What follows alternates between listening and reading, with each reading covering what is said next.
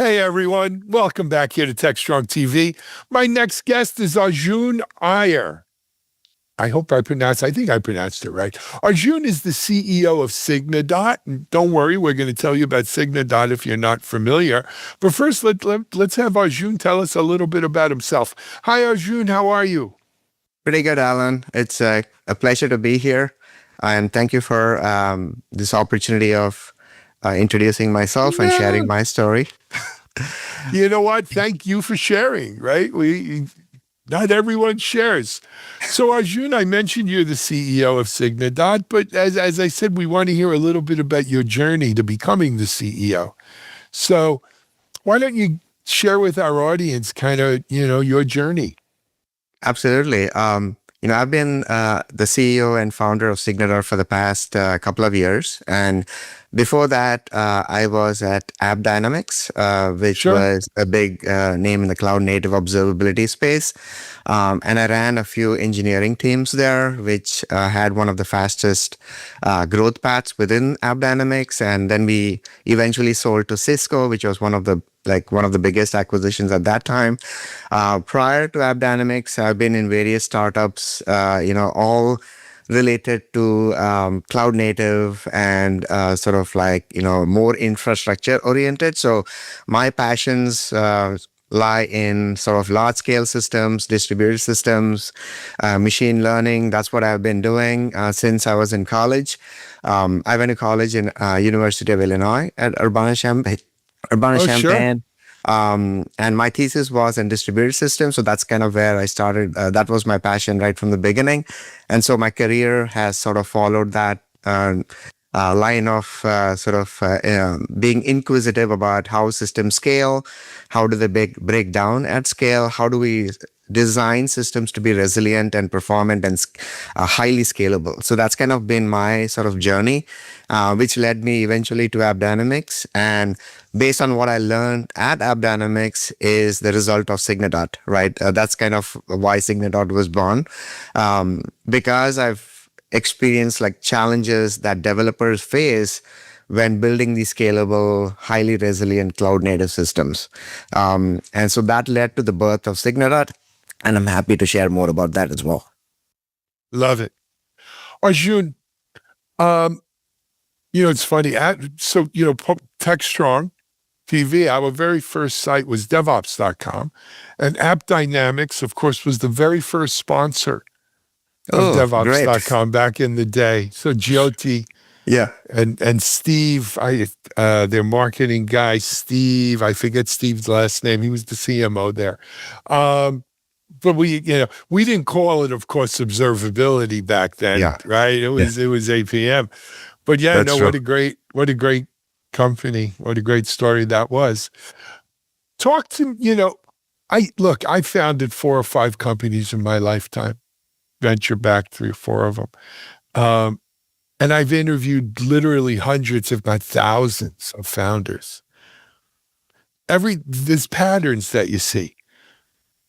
Things that you see. Number one, the passion for what it is they're doing, it was what drove them to found the company. They had to be passionate about it. Number two, oftentimes they saw a problem that they themselves were suffering from, right? They saw this in their last job. There was this issue that I just needed to solve. And then they realized that other people needed that problem solved as well. And so that's why they do it. Other times is, especially with serial entrepreneurs, they go out there and look for big problems and say, you know what, we're going to tackle this one. Jody Ponzal from AppDynamics and now, of course, Harness and all the other ones. That's what Jody does. I've spoken to him about this. Talk to me about what drove you for Signadot. Where was your passion? What was driving you? Yeah, no, that's a key question. And, my background is in developing, right? So I am a developer by trade. And I used to manage a large team at AppDynamics. And this is something that really bothered me, where we actually shifted we transitioned to being completely cloud native back in Dynamics. We started a little bit differently, but eventually shifted to cloud native. And what I realized was the development workflow, the development lifecycle for developers was not as smooth, right? Like they were wasting too much time on things that didn't matter, or that could be done differently in a much more efficient way, right? So the whole software development lifecycle, from the time you write code to all the way to you ship something to production, and how do you debug production, and how do you keep the system scalable and safe and resilient, had a lot of friction points, right? And that is really the genesis of, I'm very passionate about giving developers the freedom to experiment and to be very creative. Like that's really my passion. And I felt like developers were not given the opportunity to be creative because they were sucked into all these things that were just what I would call is chores, right? Like, not really creative work. And that's really led me to Signadot, where, the mission of the company is to actually give developers the ability to be free and to experiment and be creative, and especially developing production grade, cloud native software. Like that's kind of the real mission. And I'm happy to go into the specific problems, but at a high level, that was really that drove me to form Signadot. So when did you form Signadot? This was about 4 years ago. That was when this was formed, and we raised a seed round of funding at that point, and now we have quite a big logos of companies that are using it at scale. Some of them being like names like DoorDash, Brex, Simple, Bitso, and other companies that use our software to really give their developers a very high quality developer experience. And so that's kind of the genesis and, sort of the reason we formed the company. And yeah, that's sort of like, that's been a journey so far. And, last year we had the biggest growth in the company's history. And so this year, that growth is accelerating even more because of the agentic sort of disruption that's all of us are dealing with right now. Got it. Let me, you mentioned it. And so that horse is out of the barn, right? 4 years ago, you didn't think you'd be here talking about what the role of AI, agentic AI, is going to have in your software development lifecycle. But certainly, here we are, right? And I guess we should jump into it. It's hard to ignore that big elephant sitting in the corner of the room. How is it affecting what you see in the SDLC, and how's Signadot changing, its whole business as a result of this? Yeah, and that's the birth or the advent of large language models and everything around it has been one of those completely disruptive technologies that very few of these I've witnessed in my career, but this is one, probably the biggest one. And so because this kind of fundamentally changes software development. Right now, these LLMs are so good at writing code that it begs the question, like, okay, what is the impact? What are the roles of software developers going forward, and how can we work well with these tools? Right, like that's going to be the main thing when creating code is not the biggest bottleneck anymore, because these tools do a fantastic job of creating code. But everything after that, like, how do you validate that code? How do you verify that it really works, especially in a complex cloud native system, is where the bottleneck has moved to. Right. And that's exactly where we, are positioned very well to sort of attack that problem. It's exceptionally hard, especially for cloud native systems. Like, for smaller applications, it's less of a problem. But when you have these distributed cloud native applications with a lot of dependencies and a lot of components, just changing one part of the system, even though it's LLMs and all these tools doing it, it becomes extremely hard for these tools to completely validate and verify the system on their own, right? So that's something that they cannot do that well today. And so that's where the solutions like Signadot make it very easy, for both developers and these agentic coding tools to be able to verify and validate the software at the speed of generation. So, that's kind of where we really are plugged in with these tools. Is like if you're using, Cloud Code or Cursor or Codex or any of these coding tools, they need a way to verify what they've produced. And without that verification signal and the feedback loop to these tools, they just they just code generation machines, right? They're not really shipping software to production. So, that's a very big gap that's there in the market today. And that's kind of where Signadot comes in, especially in the context of cloud native solutions, cloud native software. Absolutely. And I talking about ephemeral environments, right? And that is like when I always hear that term, I immediately think containers, Docker, right? The average lifespan and that about ephemeral. I'm wondering, so in one respect, look, what better way to keep up with the ephemeral nature of cloud native installs than with AI that could run at that speed, right?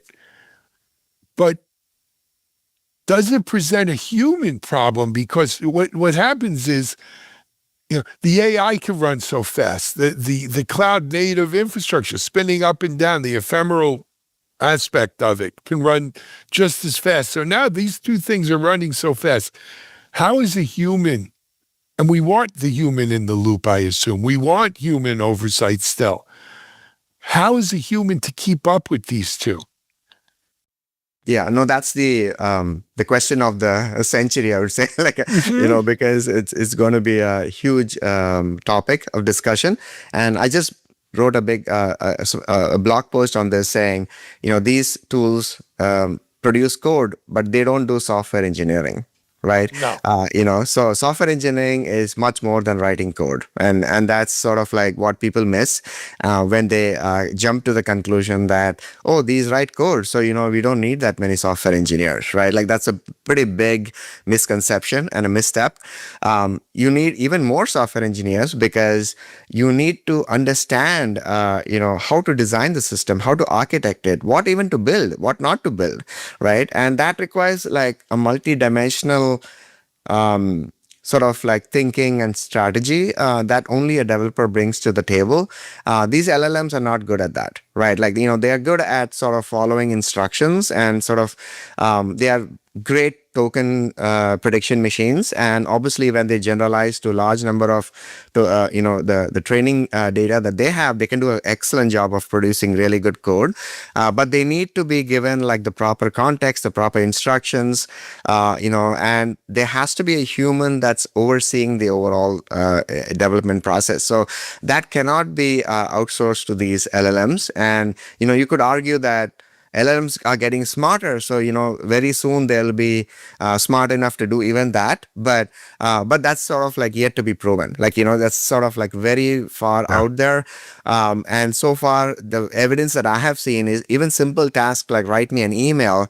They don't do a very good job, right? Like I can write a good personalized email much better than LLMs, which tells me that they're far short of like doing everything that a human can. So I think developers play a very vital role in that they own the overall strategy and they own the overall design and decision making, right? I think the decision making always will lie back and fall back on the developer because it's such a multi-dimensional problem, right? It's not just why the code is failing or why I need to ship this feature versus that.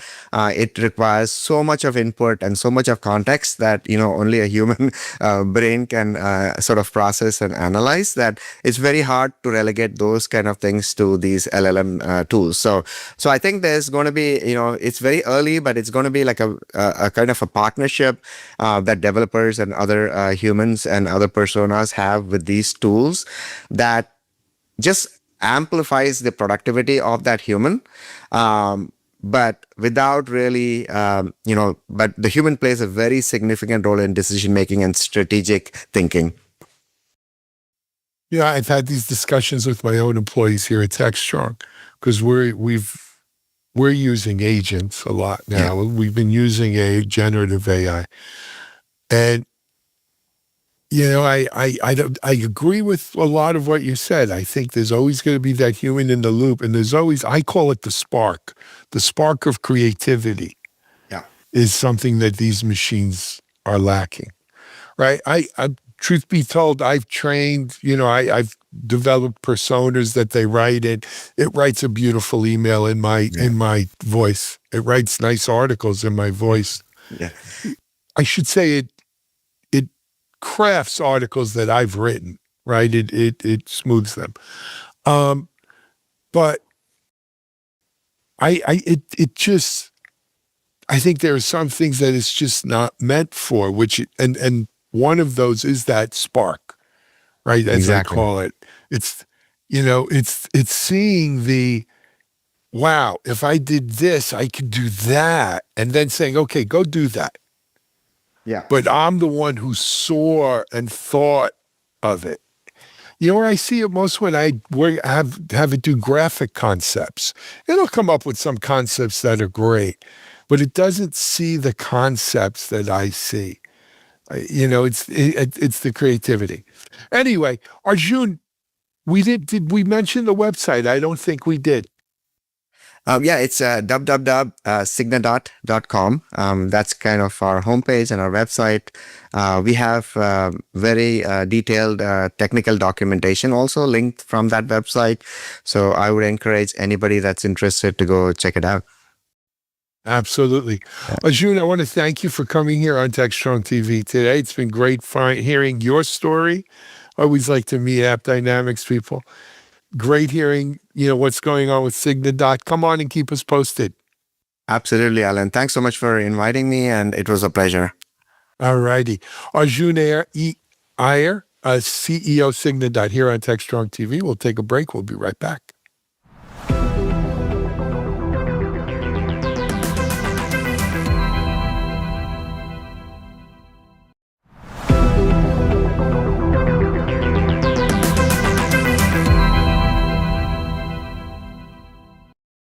Hi, it's John Swartz at RSAC again with Nico Dupont, who's the founder of Cyborg.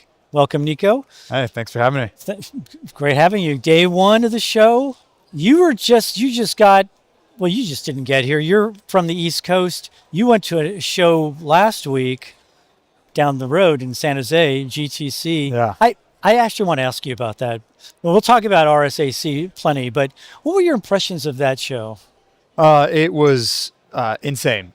It takes over the whole city of San Jose, as you know. We were exhibiting there Monday through Thursday, and it's really, it's the epicenter of AI and kind of the pulse check on where the industry's going. So it was very interesting. It's kind of the polar opposite of RSA, where security very rarely gets talked about at GTC. Yes. And this is all about security. So it's always interesting. One comes after the other, and it almost kind of in the way it plays out in real life, where you have all these advancements in AI, cloud, whatever. And then there are the consequences on the security side, so that comes later. Yeah, it's a secondary whiplash for sure. Yeah, absolutely. And I was going to ask you about RSAC. Just a couple things, and then we're going to go deeper into your company and what it does, because I think it's really important what you're doing, and I want you to spell it out for us because we might have some folks out there who are unfamiliar with your company. But RSAC it's interesting in that it's become almost a little bit of a political bent. I mean, there was definitely last year what went on with CISA. And I think the current climate of our security framework. But I'm wondering what you anticipate coming out of this show, or what type of themes most interest you going into the show. What would you like to learn more about or hear more about here? Oh, that's a good question. I think we're seeing a lot of AI for security, in the broad sense of the word. And I think that I haven't gotten a chance to walk the expo floor. It opens at 5 today, but I anticipate we'll see a lot of that like we did last year, probably even more so. I'm actually more interested in the other side, which is security for AI, right? Which is how do you secure model behavior by all means, but how do you secure AI infrastructure? The kind of, boring meat and potatoes of the next attack vectors that we'll see in the enterprise. Right. That I'm so glad you mentioned that, because we do a show every day, usually live, Techstrong Gang, and that is a constant theme. This idea that this technology is moving so fast. We see refreshing of models every month from each company.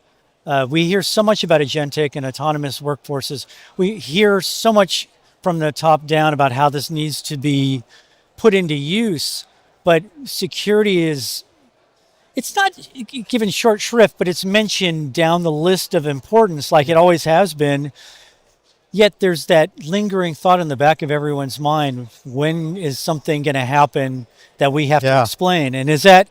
Do you hope they acknowledge this here? I'm sure they'll talk about it. I'm sure they will. I mean, we're at the RSA conference, so there's gonna be talk about it. And I mean that's kind of I'm biased because that's where we're focused on, right? The underlying risks from the centralization of data for AI and what that implicates in the enterprise and kind of downstream everywhere. And so it's always interesting to see how everybody else is thinking about it and who else is trying to solve the problem. Right. You mentioned AI infrastructure, and it was kind of very well put. I think it may have been from your company. I'm not sure where it came from, but basically said AI infrastructure is harboring a hidden security risk, which is the vector database. Could you maybe expand on that a little bit? And I know it plays into what your product does, among other things. Yeah, totally. So, I mean, maybe I can set the lay of the land a little bit. Absolutely. Over the past, call it 3 years, we've seen a massive shift in the center of gravity in AI from training, who had the biggest GPU clusters, was able to build model frontier capabilities, to inference. You go to any AI conference today, it's all about inference. That was GTC was a lot about it's all about inference because that's where you get ROI from your massive AI investments. And the way that you drive value with AI, specifically in the enterprise, is by arming the AI applications and the AI agents with data that is proprietary and specific to you and your organization, so that it can drive insights or take actions that are relevant to you and your organization. And that creates an inherent risk, because in order to do that, you have to centralize and pre-process your data to be AI ready, so to speak, to put it in AI knowledge bases. And so you're taking data that was previously siloed across the organization and centralizing it to a single point of failure, a kind of honeypot of source, which is your vector database. And this creates an inherent security risk because if I'm an attacker wanting to, breach the organization and get a cross section of the data from that organization, I now only have one place to hit as opposed to all these various silos. But also because this AI knowledge base, which is typically a vector database, is comically ill-equipped to deal with this type of security risk. And that's because vector databases deal with vector embeddings, the lingua franca of transformer models. They deal with those in plain text because they have to compute distances between vector embeddings, and they can't do that over ciphertext typically. So it's processing all of this data in plain text, and it's creating kind of a big hole in the security posture of basically every enterprise pipeline out there. Wow. I was going to ask you about the architectural constraints. So explain this to me as a layman. So vector databases operate in plain text with no encryption in use. Can you kind of be more specific on that? Or I mean, not be more specific, but can you explain that, why that's important, why that's significant? Right. So, you in the traditional database world, with structured databases, you have row level encryption, column level encryption, and, in document stores, you add field level encryption, etc. These are well-known paradigms for being able to use cryptography to secure data and enforce strong access control on that data. In the world of vector databases do have really just one job. It's unstructured semantic search. How do you search for data via context, via meaning, without an underlying schema or structure.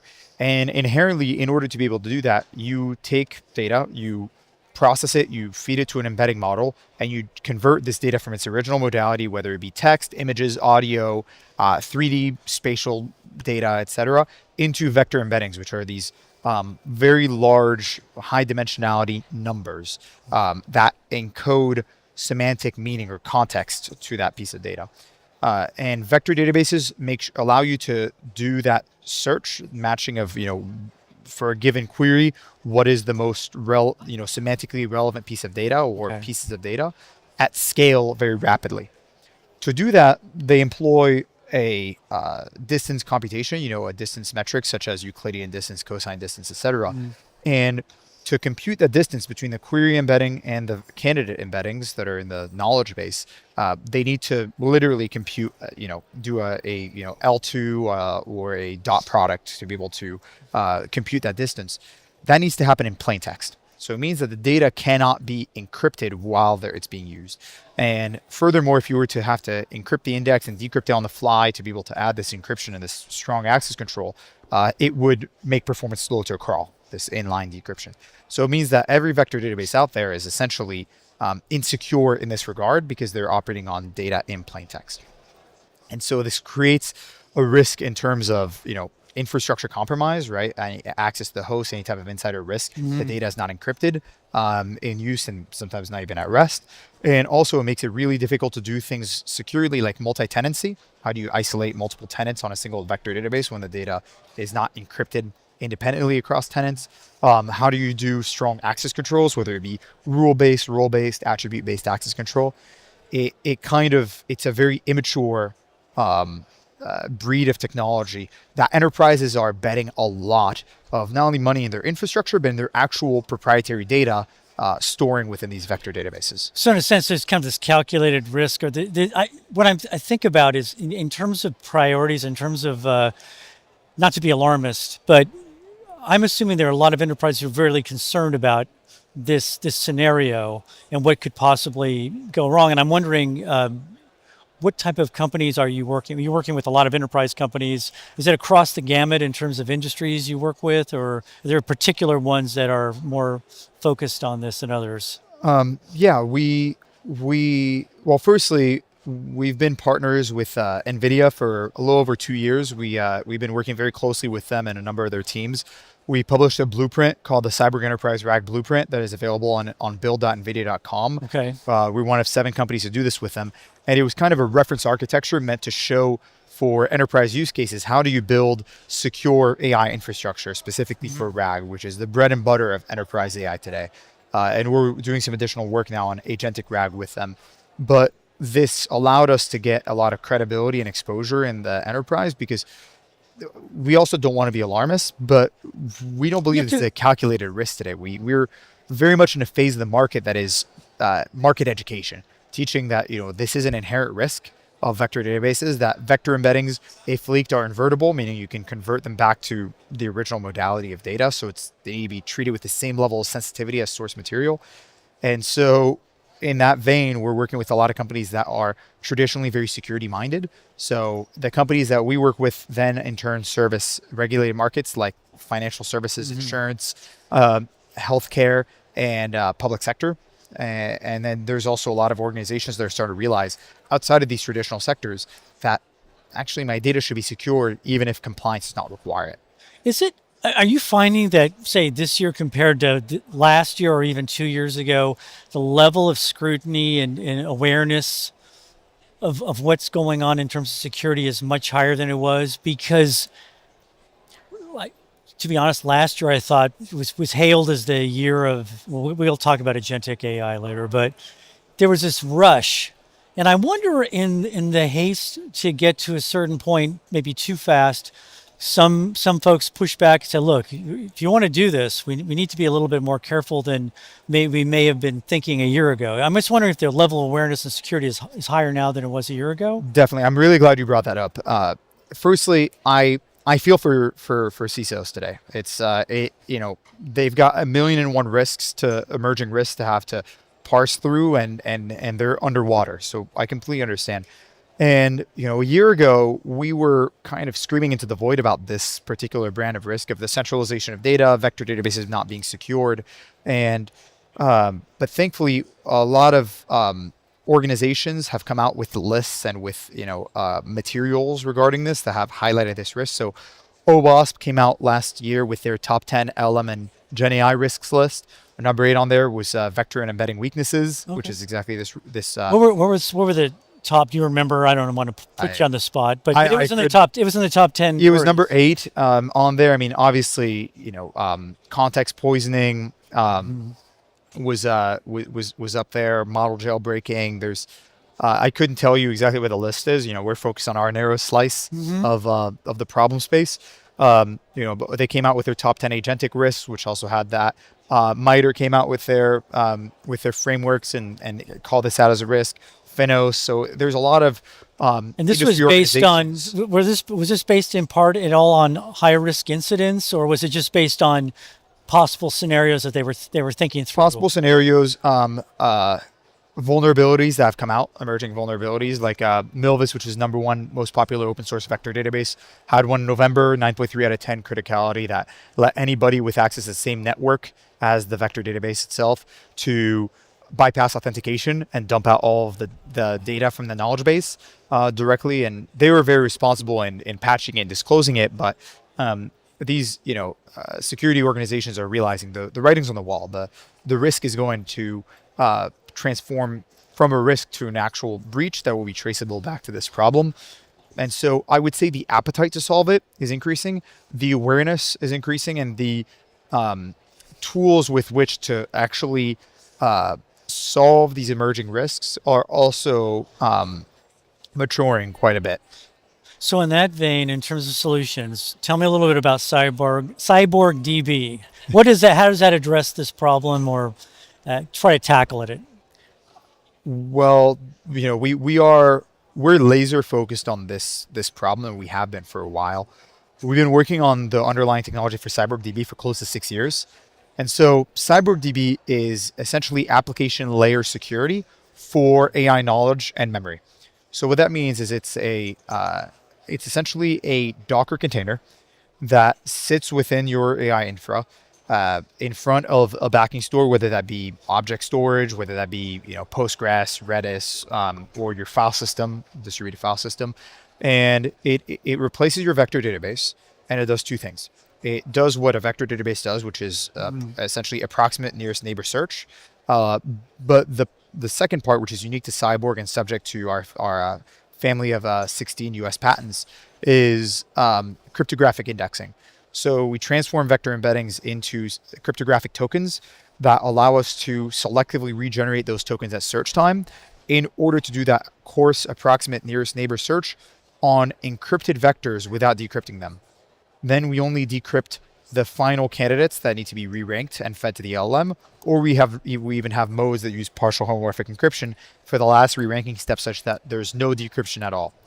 And so it does a few things. That firstly now makes the vector database encrypted, even in use, significantly elevating the security posture of your entire pipeline by making this, your proprietary data secure. It allows you to do cryptographic multi-tenancy, cryptographic isolation for multi-tenancy, which is a really difficult thing to do today with vector databases. How do you have multiple tenants, whether within an organization or actual, separate organizations on a hosted solution, have strong guardrails and isolation guarantees, and it allows you to do strong access control that is cryptographically enforced, whether it be rule-based, role-based, attribute-based access control. And so we've built this and we shipped it last year when it's at the heart of this blueprint that we did with NVIDIA. And it's essentially meant to solve this whole class of problems at the heart of enterprise AI pipelines. So I'm going to go back. You founded the company, you said, was it 6 years ago? Yeah, we started working on this about. So you started in this specific area 6 years ago? We were working essentially a separate startup before that on data compression. And began working on searchable compression, which was a really interesting technical space but had zero commercial value. Yeah. And that kind of gave the idea for this venture working on searchable encryption. So that's what, yeah, that's kind of what I was getting at is every company has its journey. And I was just wondering how maybe in the last few years with this kind of rabid, kind of almost feverish pursuit of AI that changed their thinking of the calculus within your company of what you were going to do. But it seems like you were already on that. You're already on that in that path. You're not one of those companies that decided, oh, we have an AI strategy. That's kind of Sure. what I'm trying to get at, actually. I mean, look, I wish I could say that in 2020 when we started working on this, it was we saw the whole in enterprise RAG pipelines, but to be honest with you, enterprise RAG didn't exist. I mean, none of these words were really around at that point in time. We were working on building solutions to do. We're laser focused on how do you search while keeping data encrypted, and vector embeddings were actually means to an end for that. And then we just happened to be extremely fortunate in terms of market timing that vector embedding started to become the heart of enterprise AI applications, and we just happened to have built a robust system for being able to search through them semantically while keeping them encrypted. So I do not mean this as a loaded question, but how prepared are most companies addressing this kind of agentic AI or autonomous workforce mandate?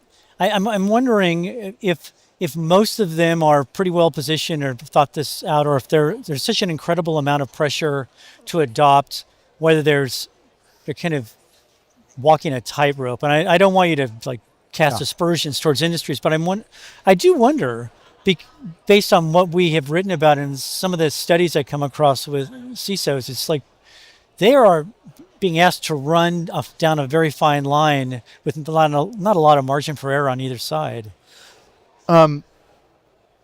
Candidly, I think the market at wide is vastly underprepared for what's to come. Yeah, and it's not for fault of trying, and even at this conference, everybody's trying to solve this problem. I think that the problem fundamentally is that most organizations have not figured out how to mitigate insider or rogue employee risk, right? Social engineering attacks are still running rampant, and the way that they work is by conducting a social engineering attack on an employee or an insider in order to be able to conduct some sort of breach. And agentic AI is no different. We're trying to imagine that it's a new future where you've got these machines that are somehow very different than humans and very different than employees. But I think that if you're looking at it that way, you're looking at it wrong. You're really, with agents, you're just onboarding new employees. Essentially, you're onboarding non-deterministic systems, non-deterministic agents within your organization. Well, guess what? Companies have been hiring non-deterministic people for a very long time. That's humans. They're employees. And so looking at how we solve the insider risk problem is kind of the same way that we solve the agentic AI risk. Different tools by all means, but so long as we've not solved one, I don't think that we're going to have the other one fully solved. And the risk there is that the speed at which an insider attack happens by an employee is vastly slower than by an agent. See, this is the thing. This is the rub for me that is particularly terrifying, because I'm seeing, given the state of the economy and this urgency among companies, and I'm not saying it applies to most companies, but there are quite a few companies. Meta, there's a rumored 20% layoff, which I think was influenced by efficiency, where humans are replaced by an autonomous workforce. I think Amazon, there's this long-term goal of swapping out 600,000 folks for robots, what have you, in whatever form they are. Dell just announced 11,000. I always wonder if they, in their pursuit of better profits, more efficiency, whether this kind of raises the ante and raises the stakes and raises the risk. And I mean, I know they've looked at it internally. I would hope they have. Sure. But it's just that the one thing when we mentioned this whole kind of movement towards non-human factor and where that leads for everything. I don't want to comment on any specific company. No, I'm just talking in general, this kind of climate that we're in, where companies are trying to raise their market valuations or trying to address. Totally. I think that the change is going to be painful and is going to be a ripe opportunity for attackers, right? Yeah. And I don't know. It's hard to say because the losing talent that is in charge of these security, that we're seeing there's a lot of rumors about downtime happening at some of the major infrastructure providers. That is happening because the security, DevOps, cloud talent is gone. But replacing with agents does that mean that it's going to be worse off or better off? It's hard to say, but I know we're going to see probably a whole new class of issues. But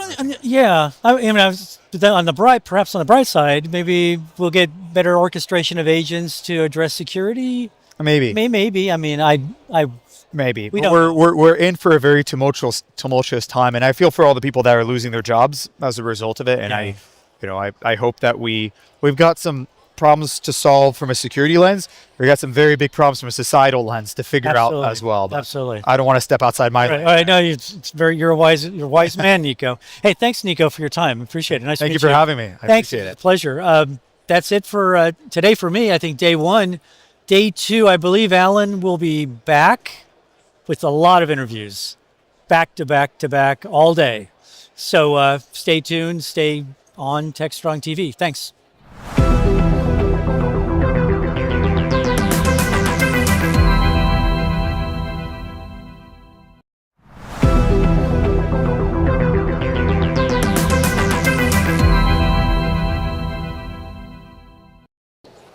Hey everyone, we are back here live. We're at RSA conference. We're in Moscone West. I guess it must be getting near lunchtime or the keynotes are opening because I'm seeing a lot of people congregating down there. But let me introduce you to my next guest. I hope I get this right. Chris Pierson with BlackCloak. I'm going to do this a little backwards. I usually ask people to tell me a little bit about yourself. But as the founder, I founded 3 or 4 venture-backed companies in my day. You know this because you've done it. We breathe life into our companies, especially early on. Oh, yeah. Right? We are kind of the passion that they feed off of. A lot of people out here don't know BlackCloak, though, so let's start there. Yeah. How would you describe BlackCloak to our audience? It's pretty simple. BlackCloak is the pioneer of digital executive protection. We started in 2018. We're a team of about 150 cloakers, all spread out throughout the U.S. We have clients in 42 countries. Protect about the top 20% of the Fortune 100, top 25% of the Fortune 500. And at the end of the day, what does BlackCloak do? It does digital executive protection. What that means is that we are protecting the corporate executives, the board, the C-suite, the executive leadership team, and their families, super important, in their personal Especially lives. right now, we see what's going on with the CBS. The threats are no higher than they're just so incredibly high right now. That's really important that you think about the attack surfaces that's outside the 4 walls of the company. So once again, the CISO, the CSO, they take care of things on the inside 4 walls of the company. We're protecting the executive and their family members' personal privacy, personal cybersecurity. Their home networks, they have 3 to 5 homes on average. And then we add in our concierge, which is unlike anything else. It is literally an entire US-based security operations center, 24/7, that's watching, monitoring, protecting, reacting, and responding to any cyber and privacy needs they have. And look, in a post-United Healthcare world, tragic events from December 2024, that convergence that we've seen has only gotten worse in terms of physical and digital security protection. I love it. So now I'm going to come back to what is usually my first question is, Chris, what led you to do this? Well, look, my background spans many different things. A little bit of time as a DHS special government employee on privacy and cybersecurity. So we saw some of these threats coming at our defense industrial-based companies firsthand. Background as a lawyer, 23 years as a recovering lawyer, started a cybersecurity practice at a large firm way back when, former chief privacy officer for the Royal Bank of Scotland, and 2-time chief information security officer. It was the threats that I saw on the intelligence community side as well as a CISO, where they were literally attacking outside the organization, right? You're not going to take down a defense industrial-based company by hacking them directly, but you can by targeting the board member, the CFO, the CEO, even maybe the person that's in legal, that's in charge of intellectual property, and find out what's coming next before it hits. And then as a CISO, I saw the same thing in terms of our executives, our boards, our VCs, right? Every time we announced a funding round and there was another wave of attacks that was happening. And so for us, it became really, really critical. How can my team, how can we protect our company by extending that layer of protection outside the four walls of the castle to them, their family members, and their personal lives? So bottom line, like all great companies that start where you have a problem that is personal to you, that impacts you, impacts your team, you just got to go solve it. I love it. You know, before we segue into news here from RSA, people want more information on BlackCloak. Where can we send them? You send them right to our website, blackcloak.io, and you can go talk to a member of our team there, see some demos, see some information, get some threat intel reports, all the rest. Really easy to do. Absolutely. And I should mention, we've partnered with BlackCloak now over a year. It's not just executives, right?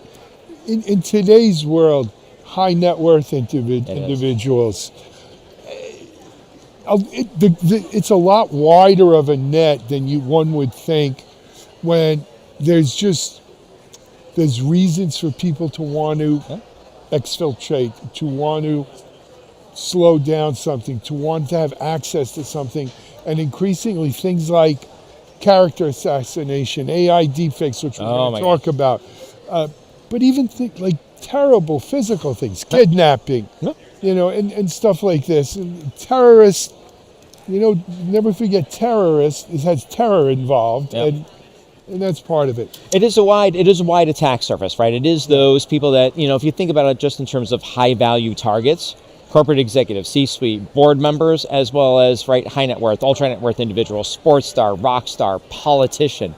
These are folks that are in the limelight. AI scientists, right? Because these guys, they're making more money than baseball players, not to mention athletes and so forth. But Chris, I want to talk a little bit about RSAC. We're here. Yeah. You guys released some news around it. Three things. Yeah. Let's go through them. Yeah, so this week BlackCloak announced the further deepening of our protection platform, and it really is a platform. It's technology that is brought together, that is holistic on the privacy, the cyber, the home, and that concierge front. And so we did three different things announced out in the field. Number one, search suppression. So we've heard a lot about data broker removal. These data broker websites, the Spokio, the Zeta Search, the 411, all the data broker removers, it's absolutely necessary, but totally insufficient in terms of actually hardening the attack surface for an executive and their family member. So BlackCloak announced on Monday they released search suppression. So if there is personally identifiable information that is out there on the Google, let's just say, that we are able to actually suppress those links to make you, once again, a harder target to find. All engineered by a great team. And really, really, we're super excited about this and the next step it provides for our clients. I think a lot of us, Chris, have looked at this because we all see there's too much of our personal information out there. To a certain extent, it gets to be whack-a-mole. It is. Right? What you killed today, it pops up over there, it pops. How is this different? How do we not play the whack-a-mole game? So no matter what, just the way, privacy is not a fundamental human right in the United States, so your data is going to be out there, it's going to be bought, it's going to be sold, it's going to be transferred, so it is going to be a game of whack-a-mole. But what you have to do is actually solve it through other ways. So when your information is out there exposed on the dark web, you have to make sure that you're changing the passwords, getting dual factor, and doing encrypted password vaults, but you have to do it with and for people. That's where the concierge comes in. When you have data broker information that is out there, yes, you have to go schedule it for review. Search suppression takes it to the next level. But then what you have to do is really uniquely teach individuals how to go ahead and leak less information, harden their cell phone, their tablet, their computer. Same things that we use in the government, but make the device 100% frictionless, friction-free. So you just do what you want to do, but you're sharing less information about you and keeping that information out of the limelight. So those are some of the tips and tricks that we actually impart to our clients. And once again, we do it with them and for them. Really the key. Love it. Yeah. All right, that was number one. What's number two? Number two, just amazingly proud of the team on this. It is travel advisory. So literally, you're traveling out to some 214 countries that BlackCloak has in its inventory. We have the ability in live real time to be able to say, hey, here's the travel risks of the country, here's the things that you should think about in these different cities, here's where the embassy is, here's where resources are, here's the different crimes that have happened. This is how we judge your activities. And we're able to do that on the fly for our corporate commercial clients as a bolt-on, as an additional add-on to the overall digital executive protection platform that they already know, love, and have.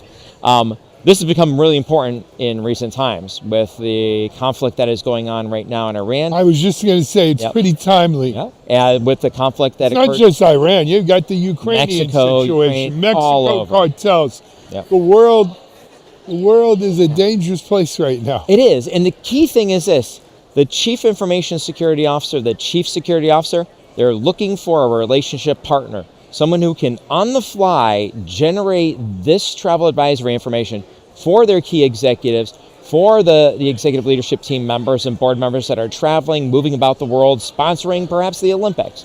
They want the information, they want it at the tip of their fingers, and they also want, and we will be able to shortly this spring, provide all that information through one button click in the BlackCloak app to our members at certain different tier levels. So really, really excited.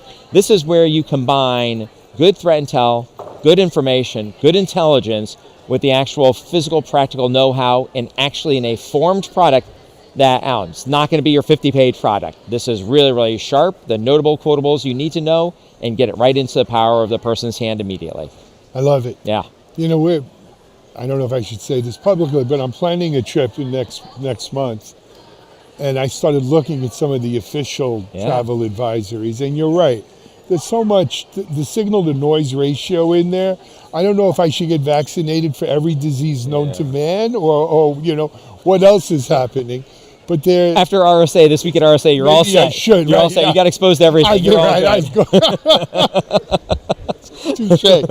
I was here in 2020, left here and found out, you know. I walked home with a few extra parting gifts. Yeah, exactly. Let's move to number 3. How's that? Number 3 is really big, though, and you know. Well, what's interesting about number 3, the topic of deepfakes, especially AI-powered deepfakes. Look, 2 years after this really became possible and feasible, right? We had that in February of 2024. You had the transfer from somebody who thought it was a CFO on with them from the Hong Kong institution, $25 million. $25 million out the door. No guns used, no hacks, no this, no that.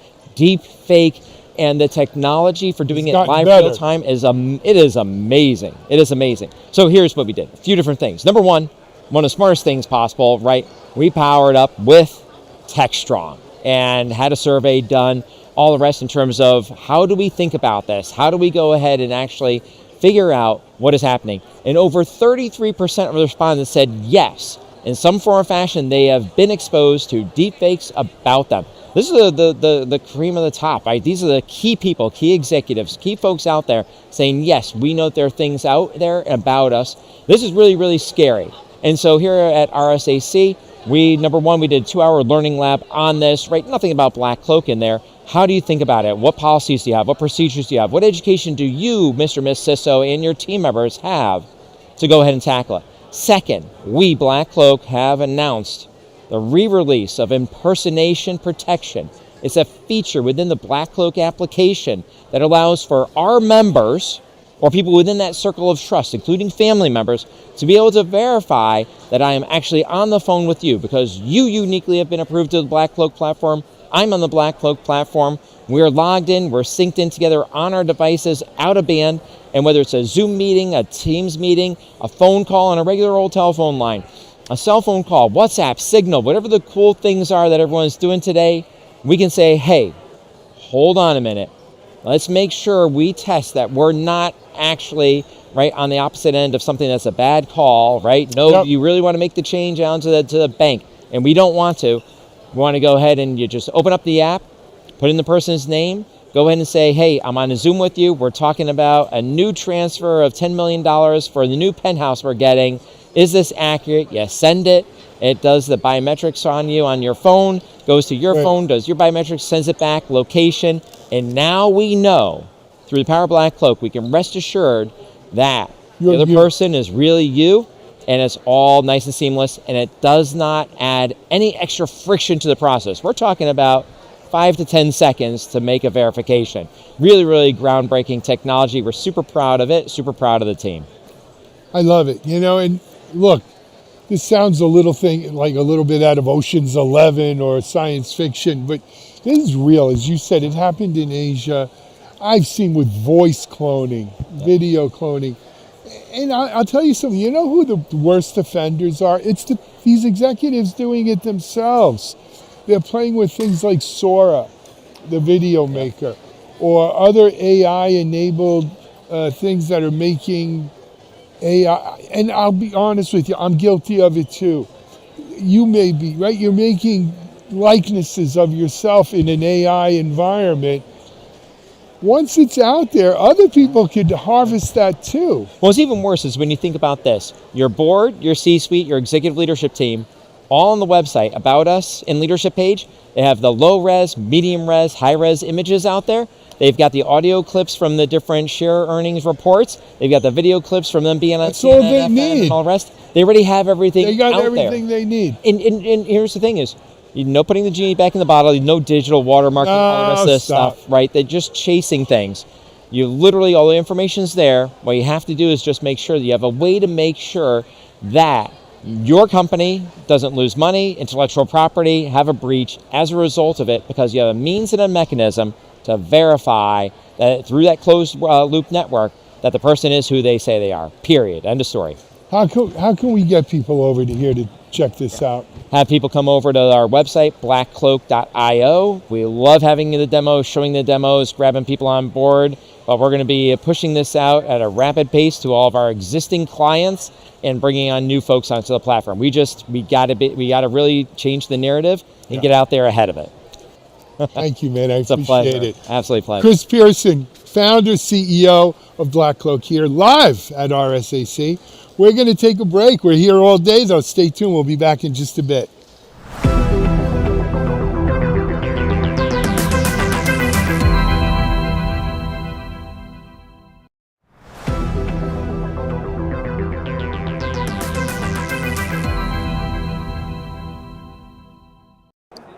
Hey everybody, we're back in Amsterdam at the KubeCon plus Cloud Native Con Europe event, and we're talking to my friend Wegu from Broadcom about what they're doing in the open source community and all the good things that are going on there.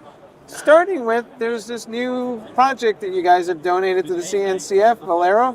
What exactly is that, and where does it fit kind of in the spectrum of things you guys are working on? Of course. So Valero is a software that allows you to do backup, recovery, disaster recovery as well, and also do migration. So with this tool, it allows the enterprises to plan for their data and configuration to be consistent and to be able to recover it as well, right? And if you look at Valera, it's really placed in this enterprise space where we focus on operations. And as we always do at VMware, operations for enterprise scale is very important. You look at all the other projects we contribute to, for example, etcd, cluster API, etc., etc. So we bring our decades and the decades of experience in running and managing private cloud and bring those operational experience into this new Kubernetes space for our customers as well. Now, historically, VMware had kind of a Kubernetes approach where you could run it natively on the VMware Cloud Foundation, and then there was Tanzu as well as kind of a project. Are those two still kind of the main Kubernetes engagement paths for you guys, or what's the relationship there? So that's a great question. The only engagement in terms of VKS that includes VKS runtime or Kubernetes runtime, as well as all the cloud services that you need to run Kubernetes, are all based on VCF and in VCF actually. It's part of the VCF software stack. Now Tanzu as a separate product division, and they have their own product portfolio, is going to focus more and more on this PaaS platform where they use the technologies from Cloud Foundry, etc., to focus on this developer experience. But when all things come to Kubernetes, it's VCF.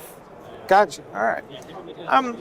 Is there something right now that you perceive that is, if you have a wish list of things you wish the community would prioritize a little bit as it relates to Kubernetes from your perspective, what comes to mind? Well, again, going back to our heritage, in terms of infrastructure and operations, right? So we will very much like the community to continue in that space to bring all this cloud experience to the customers. I'll give you one example. If you think about, let's say, dynamic resource allocation, DRA, it's all about CPU resource, GPU resource, resource allocation and everything, and surface that up to the Kubernetes clusters. And guess what? We have been doing this for many years at the VM level already, right? In terms of presenting the GPUs as assignable hardware, and if you look at the Kubernetes constructs, the device group, the device class, and the resource claim, etc. We have very similar concepts in the VM space already. So it was so great to see the emergence of DRA since last year. And we think there's a great opportunity that we can, marry that technology and use the constructs that we have in our stack and make the GPU and AI workloads, more accessible to our customers. Of course, at the show, AI workloads has been one of the main topics, and specifically AI inference. Yes. Are there things that organizations need to do to optimize those workloads for Kubernetes types environments and open source? And it seems to me there's a lot of projects walking around here that are related to that. What are you guys looking at or thinking about? So we are taking two approaches, but they are very much related. The goal is to meet customers where they are, right? So by that I mean, number one, in our VCF stack with VKS, we still provide a bunch of packages and services that developers and the platform engineers will need to build their applications, the workloads to run in Kubernetes. So they have that option if they just want to simply consume out of the box that customer experience. On the other hand, we also, again, meeting customers where they are, we understand, and many of the enterprise customers also tell us that, hey, over the last few years, we have built up our own CI/CD pipeline, for example. We have our own tooling and everything. I don't want to, deploy VCF and then retool everything, right? So in that case, we are working with the broad ecosystem and a lot of the partners who are at the show as well. You probably saw the announcement earlier this week, in terms of partnership with Kong, et cetera. So we work with all these partners and CNCF projects to validate how to make those same tooling and the platform work with VCF. So we will not only provide, let's say, reference architectures or technical validation. In certain cases, we may even provide Git repo, for example, so that customers can sample those repo code and just basically deploy the same exact tooling that they have and make the workloads run in VKS naturally, right? Mm-hmm. So with both approaches, again, coming back, meeting the customers where they are and make sure the best outcome for them based on what they prefer. Is there more convergence now between the VMware world and the Kubernetes world? Because, historically, I can remember when Kubernetes first came out, there was this general feeling that Kubernetes would compete head-to-head with VMware. But now, in hindsight, it looks like, most of these Kubernetes clusters are running on virtual machines anyway, and maybe we're starting to see some convergence? Yes, I think that's exactly what we see as well. Essentially, regardless of whether it's a modern workload that runs in containers or running in VMs, first of all, they all need infrastructure, right? Whether that's compute, storage, networking. And there are certain characteristics the developers would expect. For example, performance, security, very important. You don't want your application to be the landing spot for security vulnerability or ransomware attack, right? And you definitely don't want your applications to go down. So the reliability and all those aspects are very important. And vSphere has been at the center of the data centers, if you will, in the last more than 2 decades now. That's what we do best. Now, there's also, when you run Kubernetes and containers, I think there's a trend, and many analysts are pointing out already. For example, IDC predicts by 2028, 85%-ish of the containers will continue running in VMs. And that's what the hyperscalers do as well, right? So what that provides is really the level of resource isolation, security, and we like to say that we provide 6 layers of security, all the way from the hypervisors to the containers and the namespace, right? All that provided in VM, and the resource consolidation and the utilization. Think about today, the hardware costs is out of control. And vSphere, what we do at best is this resource utilization and consolidation that makes sure that we can save you tremendous amount of cost by running this architecture, and that remains to be true. And more and more customers, I think I even see some solutions on the expo today that actually gets to what we have been doing for more than 2 decades. So that's definitely happening, and I think that will continue. It also seems there's more nuance in the sense that the applications are becoming more distributed. Yes. And there's elements in the cloud, there's elements on premise, and there's elements at the network edge. So is that changing the way we think about this infrastructure conversation, because the workloads there's just a higher degree of interoperability required? Yes. So in my view, two points, right? Number one, going back to meeting customers where they are, our infrastructure doesn't have to be in your own data center. So, our software stack can be deployed on the cloud, in the data center, or on the edge. So that gives you that level of consistent infrastructure wherever you want to run your workloads. But secondly, I think it comes back to this VKS. It's a conformant Kubernetes distribution, right? So what we do is, we will, again, as I said, we may have some opinionated offerings or packages, services that goes with the solution, but by and large, it's open source. It's very conformant with Kubernetes.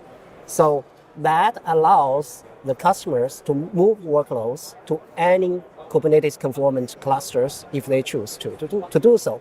Mm-hmm. And that's tremendous benefit to our customers, as you can see. And there's the benefits obviously being conformant that gives us agility or time to speed to production for our customers. By that I mean, when a new Kubernetes release comes out, typically within 2 months, we will be able to validate and certify that our VKS cluster will be able to allow customers to consume the latest and greatest Kubernetes release, right? Mm-hmm. That's on par with all the hyperscalers out there. That level of agility allows our customers to consume the latest and greatest features. But again, if the customers so choose, they can move those workloads to another conformant certified Kubernetes distribution as well. So it's an open ecosystem out there. I've yet to meet anybody who's standardized on one particular type of distribution of Kubernetes, or much less the version number. Exactly. Right? And I would also add, in addition to the agility and the speed, we also support multiple Kubernetes releases for our customers. So architecturally, we allow customers to deploy multiple VKS clusters. It's not just one single cluster. So with this, it comes the benefit of isolation, security, etc. But also, different teams may want to consume different features that's offered by different releases. That level of flexibility is there. And on top of that, with 24 months enterprise support of all those releases, gives the customers a great level of confidence with us. Now, we live in a world where there's greater sensitivity about cost, but if I look at the architecture and as I understand what you guys are trying to do, is the total cost of your approach going to be ultimately less because more of the components are integrated? No, I think ultimately what determines that is the value that customers get out of the solution, right? So not only from the compute storage networking perspective, what we put together in terms of cloud operations and cloud automation, it's very important and essential to our customers operating their private cloud, right? So, and listen, we didn't invent some new infrastructure or things in that nature for Kubernetes world. We basically put a control plane on top of the same exact infrastructure, the same stack. This integration creates the value not only in that sense, but also the single unified APIs for customers to run there and manage both their container workloads and VM workloads. That's tremendous value. So I think over time that value will make it the solution more resonate with our customers. So does anybody at Broadcom keep track of like how big the contributions are to the open source community? Because I think everybody thinks of a lot of other companies out there, but it's not clear to me that anybody knows what Broadcom's doing. That's a great point. We don't talk about it enough. We are starting to, right? So if you look at the CNCF, there's a dashboard on the cncf.org website that tracks the contributions. If you look at the dashboard, VMware actually has been a top 5 contributor to CNCF over the last decade. Yeah. And there are a lot of projects that we have contributed to, in addition to the Valera we announced earlier this week. There are projects like, Contour. There are projects like Harbor Registry. There's, of course, we contribute heavily to etcd, Cluster API, and all these different projects, right? So, a top 5, and we should talk about more. And obviously, at this conference, we are starting to make a lot of more communication to our customers about where we are and the future that we intend to go in contribution to CNCF. Is there any particular thing you have at the top of your wish list for the open source community that you just wish as a group we would all focus on a little bit more? That's a great question. AI is top of mind for everyone. Obviously, I saw some announcements about open sourcing some of the GPU drivers, things in that nature. I think we can benefit from those as well, right? And and then from the whole platform engineering landscape, if you look at it, there are a lot of things that's happening. I believe there's a reference architecture for IDP that's defined by platformengineering.org, right? If you look at that reference architecture, what's interesting is in addition to the developer side and obviously the CI/CD side, there are more planes that are being added to that reference architecture, including observability, security, and of course infrastructure and the resources. So I think we play very well in those planes in terms of security, observability. We have our own solutions, but again, going back to the open ecosystem point of view, we would welcome CNCF contributions and the projects that can benefit customers in those spaces. And we would love to integrate and validate some of those solutions, right? Give customers the choice. So as we see more and more of those projects mature, we will try to give customers more guidance, and at some point, as integration is needed, we'll try to do that as well. What do you see customers doing today that you're just kind of going to shake your head a little bit and go, folks, I think maybe we should be a little savvier about this approach than what we're seeing? I mean, I still see a lot of things managed in isolation on my side, but what are you seeing? Yes. So at enterprise scale, cluster management, for example, is a big thing in terms of life cycle, right? From deployment to update, upgrade, patching, and all that. So at that scale, you need multi-cluster management and the multi-cluster lifecycle management capabilities to go with it, to operationally to be excellent at it. So I think a lot of some of the customers, I should say, may see Kubernetes as a simple platform, which is not. It's very complex. So I think customers will realize, in addition to the broad ecosystem and all the projects they have to stitch together, just to run Kubernetes, they will need to start thinking about the scale that Kubernetes needs to be run, and the scale the Kubernetes clusters need to be managed, etc., etc. And more and more of that will need enterprise level of features and capabilities, not only coming from vendors, but also from the CNCF projects, right? So I think that, I think customers will realize over time. All right. Folks, you heard it here. Hey, no matter how complicated things get, at the end of the day, when it comes to IT infrastructure, there's a good rule. It's called keep it simple. Hey, Wegu, thanks for being on the show. Thank you, Michael. All right. Thanks for having me. And we'll be back in a minute.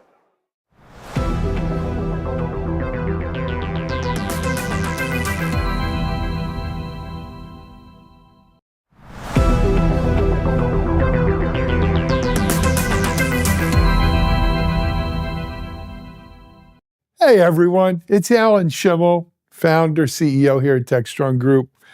Really happy to introduce this next session here for you.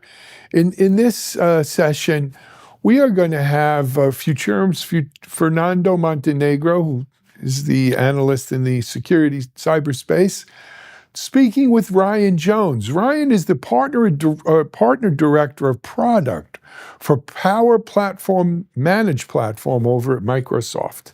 Great conversation with Ryan and Fernando.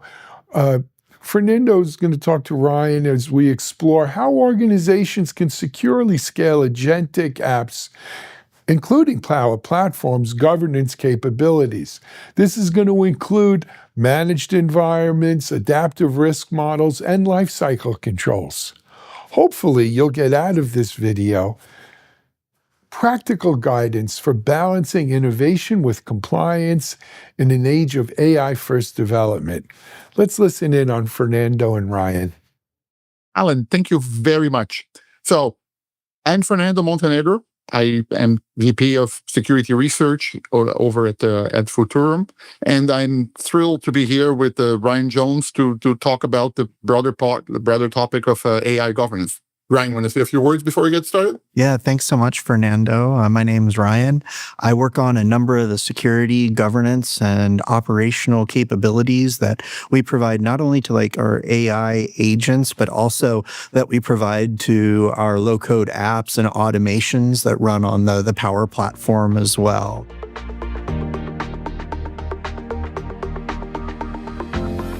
Have you come across something more specific to AI risks or AI governance concerns that surface above and beyond the data sharing, data flow and sharing and others? You know, as we look at the maturity of agents, we see that they kind of go from being assistants that are completely directed by humans to still interactive agents where humans are dispatching tasks, but, the agent is completing them on behalf of the human. And then we see kind of those fully autonomous agents.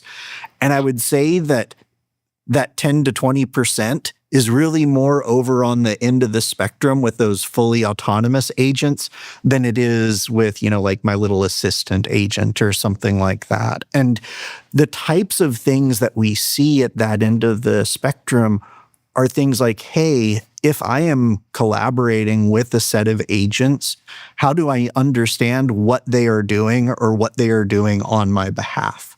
The second scenario that we see is we're in the very early innings of AI. And so there are lots of cases where agents need help, where they sometimes get stuck.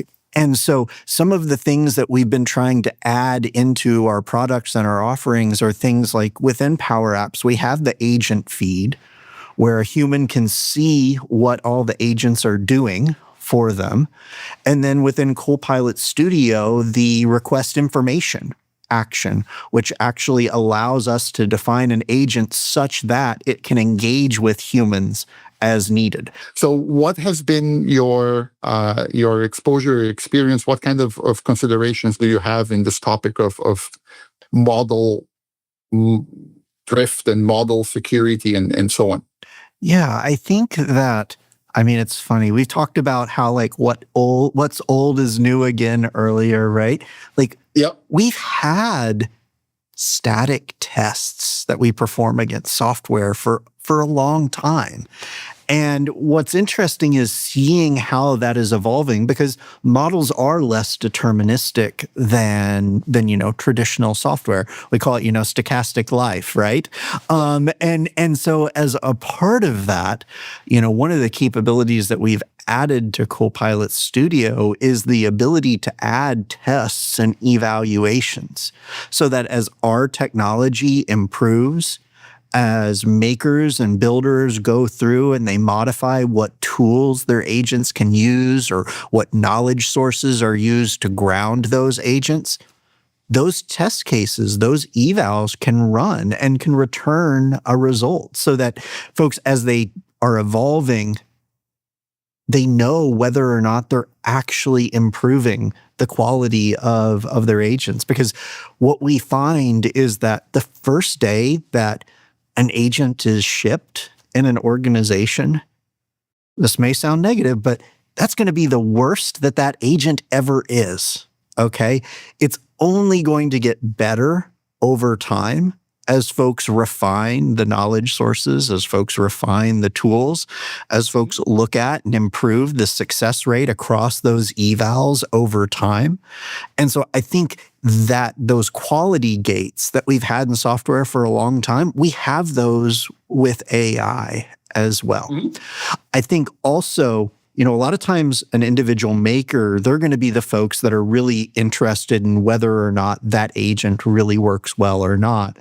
While, IT is going to take a bigger picture look at things, right? They're going to want to understand in aggregate, how are things looking? Are they healthy or not? And it could be that if they see an agent that's not performing well, but, maybe just you and I use it, IT probably doesn't care. But if I have an agent that 20,000 people use this month, IT is going to care. And so those same views that we provide to our makers to understand whether or not their agents are healthy, we provide those aggregated views for the admins as well. In fact, had a large customer in the energy industry where someone built an agent, and it was for them, and they shared it, and it kind of grew and grew and grew. Next thing they knew, they had 10,000 people using it. They moved on to work on other things, right? IT was able to see and observe, oh my gosh, this agent is critical to our business. And so they took it over. They added it to their portfolio of applications that they managed. And the thing was, they saw it not as a burden, but rather as an opportunity, because there's an application that's out there that delivers value to tens of thousands of people in the business every month. And their dev cost up to that point had been zero. So it was a win-win for everybody.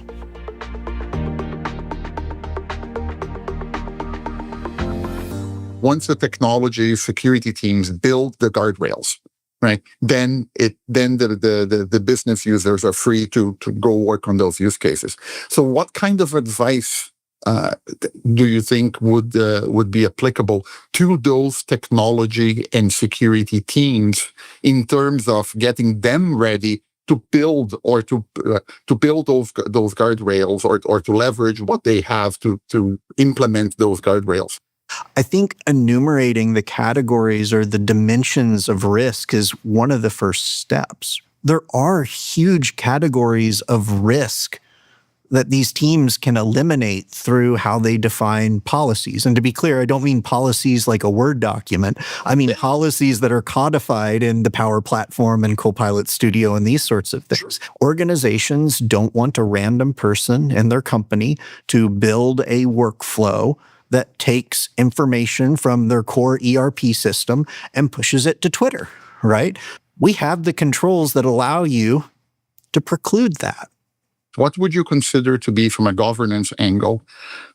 You mentioned, okay, let's not focus on use cases. What would be advice for, okay, let's move this forward, right?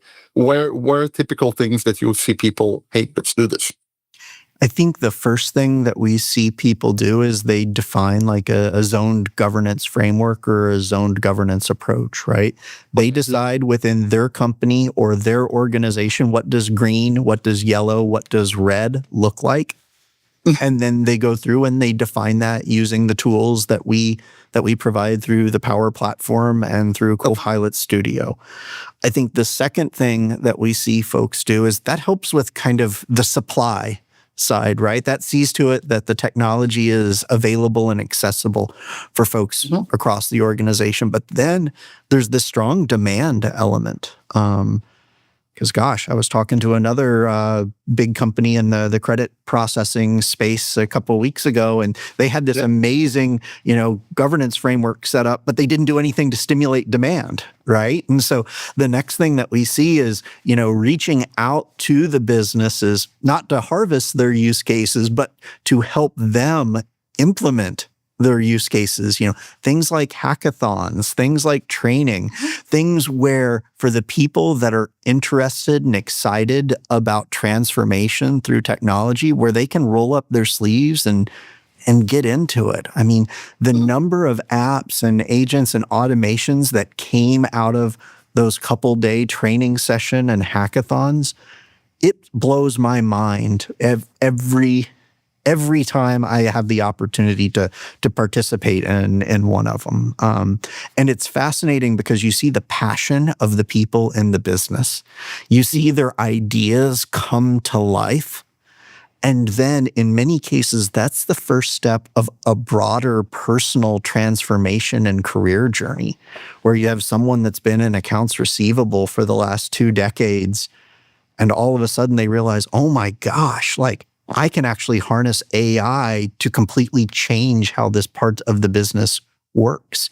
And what you highlight here is super interesting, because one of the things we talk about in the context of platforms is how you can have that network effect of you've already configured something in your environment for a particular use case, like I said, enter groups for identity, and how that can accelerate the time to value, if you will, within AI development, because hey, you're building on a foundation that you already built for your organization.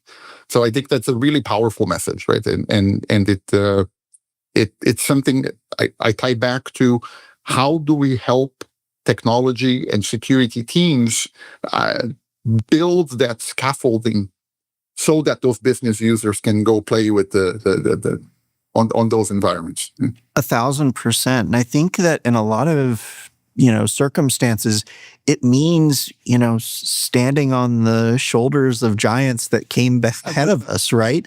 What organization today doesn't have Entra deployed in one form or another for user and group management? And so why wouldn't we use those grouping constructs as a foundational capability around which we build our security and governance frameworks, right? It's already there. It already works. And I think that is one of the things that's a little bit differentiating around the offerings that we provide in the space, because, I build an app, an agent, an automation from day zero. It's Entra authenticated and authorized, right? Another thing that we're seeing that's super common right now is as companies are trying to figure out how do they get these AI tools into the hands of people across the organization, and how does that center of excellence or that center of an enablement help people in the various business units upskill and drive transformation. One of the things that we're seeing is that our customers who already had a center of enablement or a center of excellence built out for low-code applications and automations, they're moving much, much faster when it comes to agentic transformation, because a lot of the foundational governance concepts that you need to have in place, they're modality or client agnostic. And so that's, I was talking with a financial services customer just yesterday, a big one of the GSIFIs, and they were like, yeah, we have deployed, this many thousands of agents over the course of the last, month, and we would not have been able to do that if it wasn't for the fact that we already had this governance framework in place from what we've done over the course of the last 5 years with low code.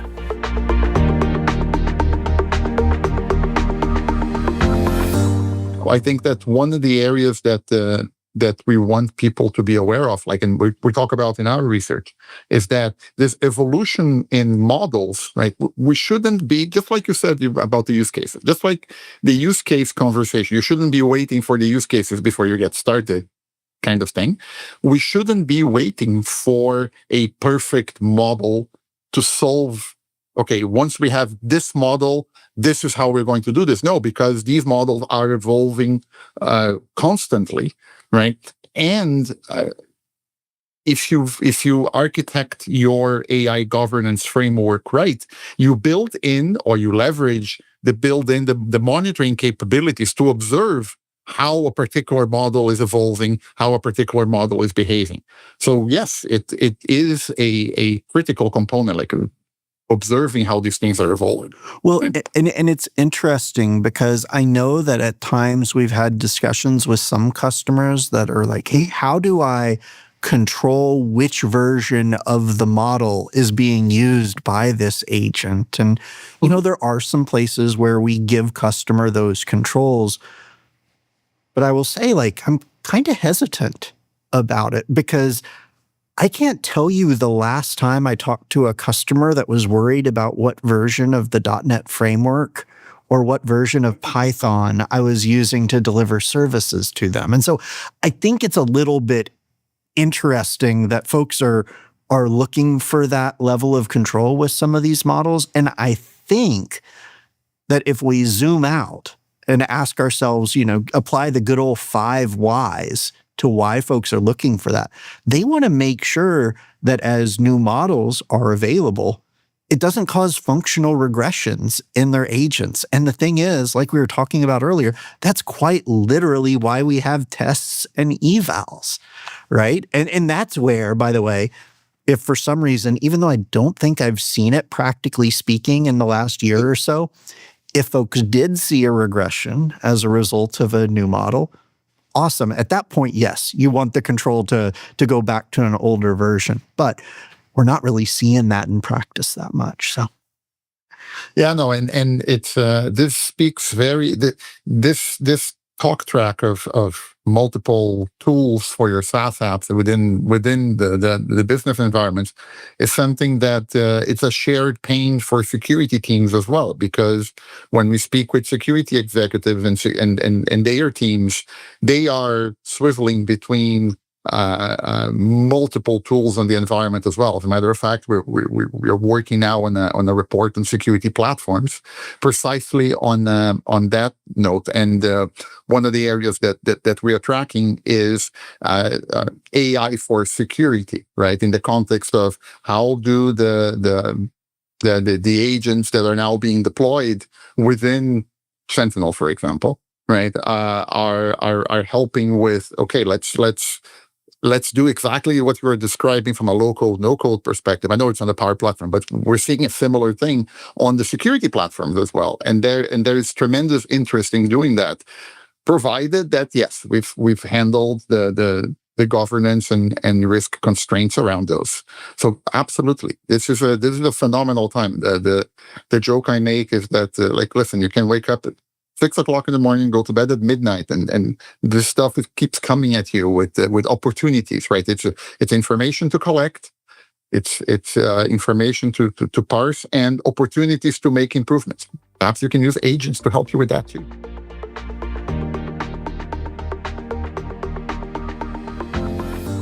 As you're thinking about how you're evolving the Power Platform, and what have you been looking to improve in terms of security and governance capabilities on the platform? Where do you see the platform going in terms of one of the things that, and this is more of a higher end use case, but we do see requests for regulatory compliance. Like, remember when the internet was new and people started creating like those blogs that talked about like what they ate for lunch or what their dog did that afternoon because they didn't know what else to do with it? I kind of feel like we're in the same place right now with AI. And so I would definitely want to preface anything I say with these are early innings. And so I kind of don't know. Okay. At the same time, as we look at, the types of regulations that are coming into play with the EU AI Act, some such examples that we're seeing there are like, hey, these particular types of data need to be handled in a particular way. And one of the things that we've started doing within Copilot Studio is surfacing those data labels, those information protection labels in the response so that folks don't inadvertently start working with sensitive data in a way that they don't intend to. And I foresee that in the fullness of time, this will continue to grow. Like, one of the things that we're seeing is we have a capability in the platform today called Advisor. An Advisor constantly scans over the agents and the apps and the automations to make recommendations in kind of like a reactive governance or reactive security perspective, because we believe strongly in the principle of trust but verify. And one of the things that we're starting to see with Advisor and the way that it can iterate through, like AI-generated app and agent descriptions, is we can actually start to flag when some of these apps or agents may be getting too close to that boundary of what, acceptable use policy within a company looks like. And so there's definitely something interesting going there. So one of the areas that when we speak with security practitioners comes up a lot is they are balancing two very distinct problems. On one hand, they are absolutely swamped. The other is we need to balance two things. On one hand, we want to use as much as possible of the broader tooling we already have, the security platform conversation that we are observing, right? That being said, there's still in many cases, particularly the more novel use cases, there is a need to work with third parties. What's been your experience navigating this platform and ecosystem scenario in the conversations you've had as people have been using your platform? Yeah, I think that what we try to do is we try to start from, first and foremost, providing those foundational security primitives that people need to be able to leverage these capabilities safely. And that has to be native within the platform, right? Like, if I have to go find an authentication provider or find an authorization service or figure out my auditing and, those sorts of scenarios, like, that's a non-starter, right? And so we have to provide those capabilities from the get-go across Power Platform and Copilot Studio. I think the next layer above that is, if I think about the tools that someone in the CISO's organization is using on a daily basis, I'd love to think that they come to the Power Platform Admin Center every day, but I know that's not true. Right? They're spending their time in, Defender experiences. They're spending their time in Sentinel experiences. And so it's critically important that all of the telemetry, all of the audit logs, and these sorts of things naturally flow into those systems, because we have to meet those security professionals where they are. And then I think the final thing that we're seeing is there are some unique and novel risks in some cases with AI, right? When we look at things like prompt injection and, kind of the emerging product categories of like XDR for AI, does Microsoft have some solutions in that space with Defender? Yes. Is it also such a quickly evolving product category that we need to plug into the broader ecosystem? Yes. And so, the same extensibility hooks that we use for integrating with Defender are actually the exact same APIs that we allow partners like Zenity to connect to so that they can provide additional defense in depth when it comes to particular risks like prompt injection.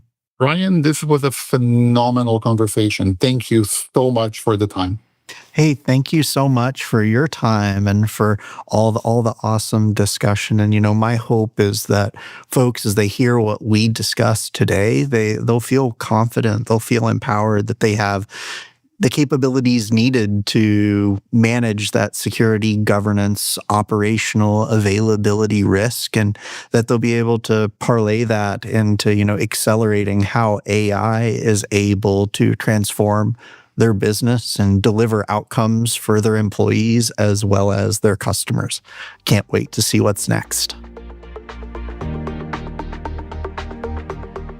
I think that as I ponder on what we discussed, a few things. First and foremost, this notion that you have been building a platform to begin with in terms of low code, no code before, and then building the AI capabilities on top of that does give people the benefit of building on what they've already done. It does give the benefit of tying to the rest of their ecosystem, and it's as much about the culture of let's try and get started and work on different types of use cases without trying to boil the ocean. We're going to build a capability that accommodates different use cases, different levels of governance requirements, right? And then we're going to help those teams start to work on those particular scenarios. I look forward to seeing how the platform evolves and capabilities. This area never stops. One of the taglines I use is there is never a dull day in this industry, and that's the case here.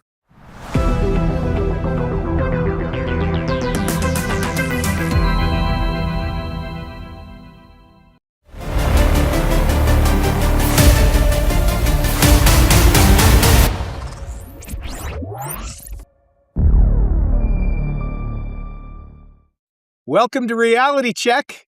I'm Dave Nicholson, and we've got a heck of a reality check for us today.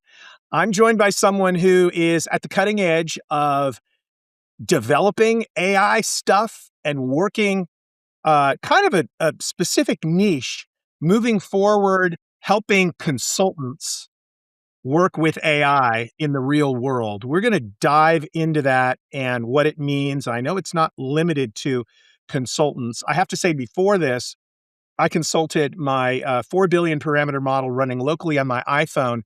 And I was told that Shakespeare once said, the first thing we do is we kill all of the consultants. And since that was generated by an LLM, I'm just going to pretend that that was not a hallucination.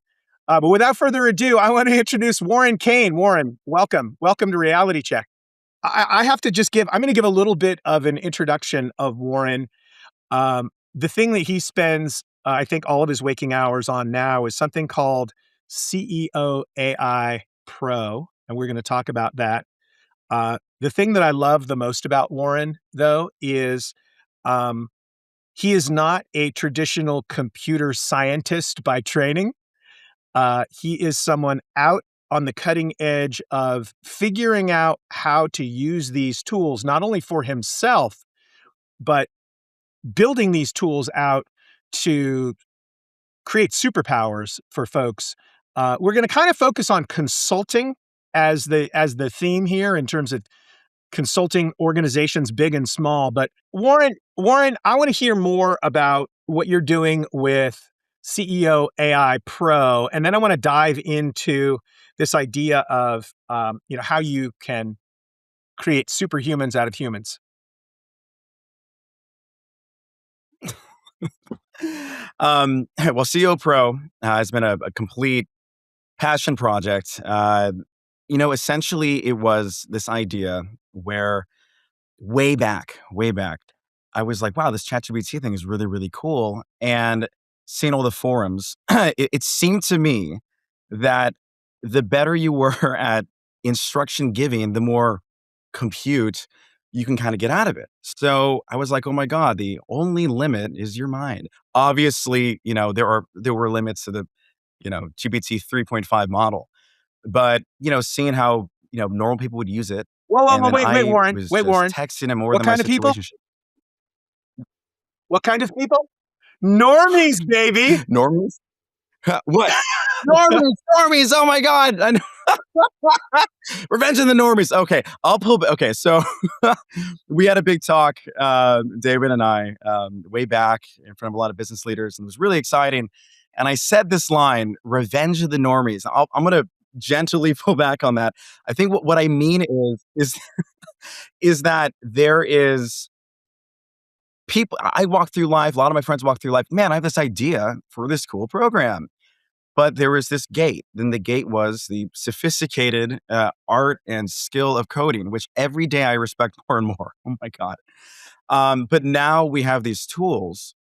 And if you have an idea, provided that you're, proficient enough in instruction making and knowing the ebbs and flows and nuances to these models and Claude Code and Codex, oh my gosh, you can make that a reality with enough coffee. and to me, that was so beautiful, especially as it got more and more advanced. Now with Cursor, the very beginning, like Cro-Magnon era, I was copy and pasting error codes, but it gave me a lot of respect for the art of coding. And I guess bottom line, the CEO Pro program was really an experiment, not at the beginning for to help consultants and a beginning to end automated thing to get you from like 0 to 50%, 0 to 60, 70. It was an experiment in making a reasoning engine. In fact, a little secret, crack it open. Really, it's not even a consulting thing necessarily. It's I base it on like the human brain and cognitive processes. And it has been very interesting to see develop. It's almost like you're growing this thing. And then like you're asking the AI, hey, maybe you should do this. And I have this idea. So it's like, it's a collaboration between you and the machine. And the machine is helping build the machine. And before, maybe too late, but it's been great. So anyway, go ahead, David. It's always fascinating, Warren, when we get into this. So let me kind of characterize things in a way, and you correct me, hit me with the adjust me stick if necessary. But when I think of your journey, what you were creating, what you have created, the idea at first was we will create this thing that will allow anyone to achieve this amazing result. Something you call a strategy capsule. I think you may still call it that. But it's this idea that if I'm able to communicate what my goals are, this thing you've created can go out and create this strategy capsule that frankly looks a lot like something you might pay $500,000 to a big consulting firm. I won't use any names because they're all good people. And somewhere along the way, now you tell me if this is right or not, because this touches on something I want to really cover. Remember, we've been talking about, you hear constantly jobs being replaced. I would say it's more tasks being eliminated or replaced in the marketplace. It's not necessarily the individual goes away. It's the things that the individual needs to do that can go away. Hopefully we're automating the mundane and making people's lives better. But at some point along the way, did you come to sort of a realization that, it is powerful and valuable in the hands of anyone, but if you put it in the hands of someone who kind of has an idea of what it means to come up with a strategy, they're going to really be able to leverage this. That's why I'm focusing on the idea of putting this tool in the hands of a consultant. And you know me, I love various analogies, but it's the equivalent of you've built this Ferrari, and the 58-year-old dentist is going to have fun driving it in the countryside, but man, you put a race car driver in this thing and you really get to see the potential. I mean, is that how this is sort of developed for you? In other words, have you abandoned the normies and are you going to more, are you only selling your Ferrari to race car drivers now? The liberation of the normie has just begun, comrade. Well, Okay, so let me reel back. That's a great question. Foundationally, I built this so anybody can use it. All right. So for example, right, I have this whole pre-processing thing. It's a nightmare where you can just put in 1, 2, 3 sentences and I just take care of the rest because maybe I was a little insecure by my inability to really hardcore code, but I didn't want people to feel that when using AI. Because it's such a powerful tool, and there is an art to developing these deep, agentic processes. So bottom line, I made it so, 1, 2, 3, 4 sentences, that intense, this program will handle all of the sophistication of all the prompt engineering and this and that. And did you research this? Did you research that? That to me was great. So the top guy can use it. Just the normie can use it. But yes, in terms of, who we are going for now, we are definitely going for enterprise clients. We had some, feedback, and I guess, I mean, just being real, let's say people want to have like a report done on going on a trip. I want to go to Florida. I want to go to Orlando.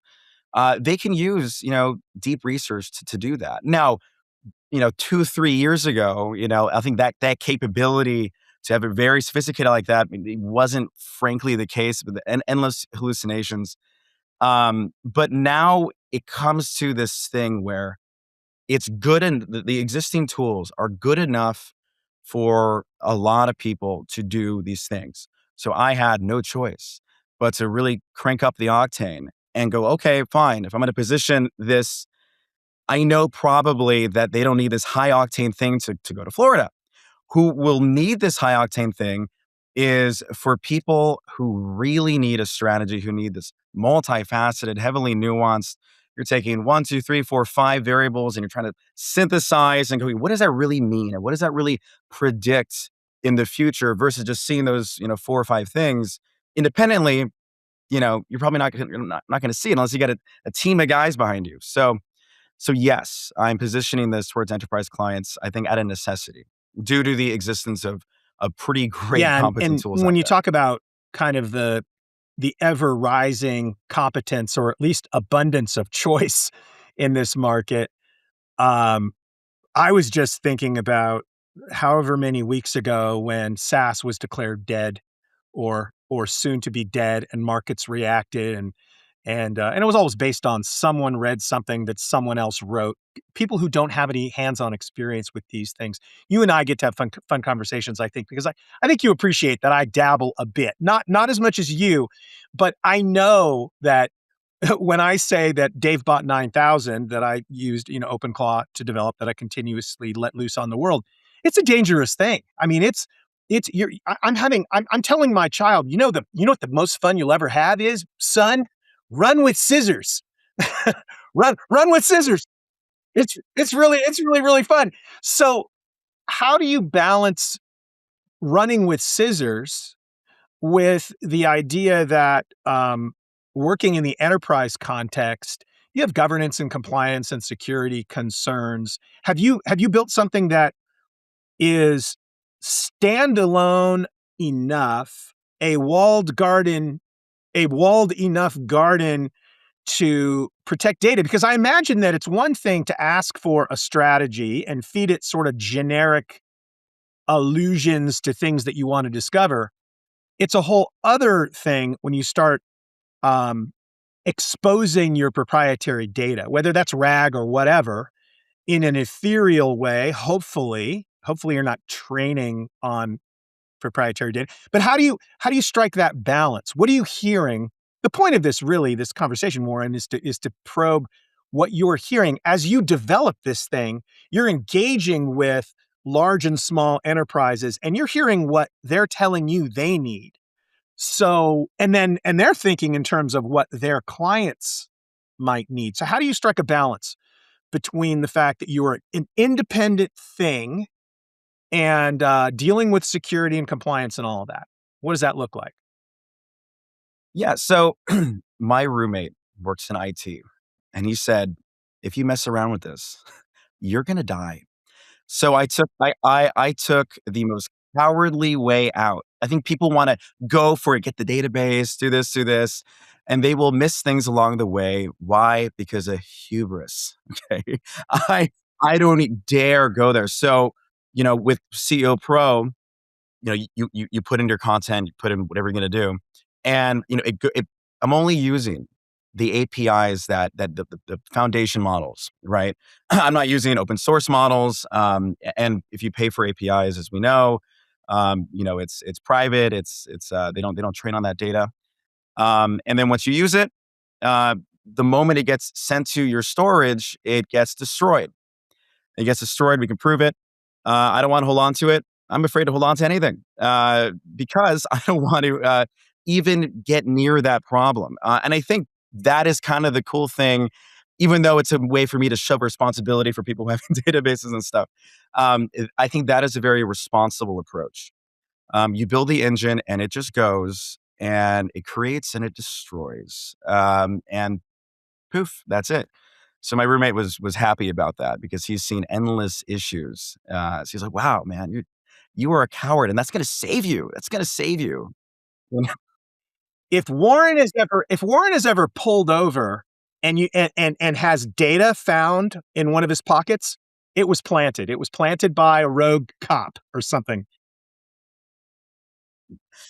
I'm not going back, David. I'm not going back. I'm just.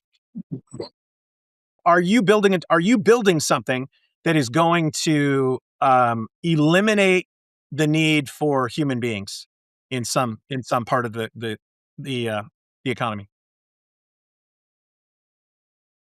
Yeah, so that's a good question. I think that a lot of people view AI and they see the most fatalist, they have a fatalist approach to it, which I understand cognitively, I understand emotionally. And if people who develop these tools, other people, want to take that approach for marketing, oh yeah, we're going to do it, and they want to get that headline, so be it. I think it's insane to do that. But I think just literally in truth, that's saying, right? Like people who use AI are going to be the ones that succeed. So you have two paths as a society. You can have the CEO and he goes, "Hey," or she goes, "Look, we got this thing. We're gonna wipe it all out. Goodbye, everybody." I did a musical called How to Succeed in Business. And the very, very end, it was a guy who, he was going to fire everybody. And the main guy, Finch, was like, "Oh, hold on, wait a minute. No, these are good people."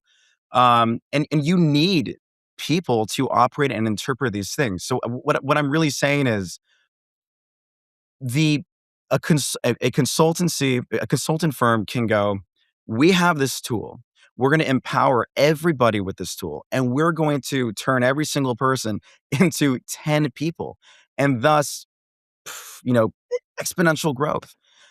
Or you can do the foolish way and see this as a way to reduce headcount. In my opinion, I don't see that as I mean, obviously ethically whack, but let's just take ethics out of it. I don't even think it's smart. I think that you have these people for a reason with a profound amount of pedigree. And if you think for a moment that these tools, which are really smart, and I'm making it smart, but no matter how smart I make it, no matter if you have, OpenClaw 30 and it's taken over the universe, right? I mean, at the end of the day, there's the human nuance, the human experience, and that is really just, I'm not trying to be a hippie here, but that is literally a knowledge, a discipline unto itself that has direct positive impact on whatever you're producing. So you'd be a fool to think, that people can just wipe out the headcount because you have an AI thing. And it'd be very interesting, David, to see these companies who dare take that path, how they actually turn out. And in my opinion, I think they're to come crawling back. But goodbye to your PR. It's like a hubris, right? Anyway, go ahead.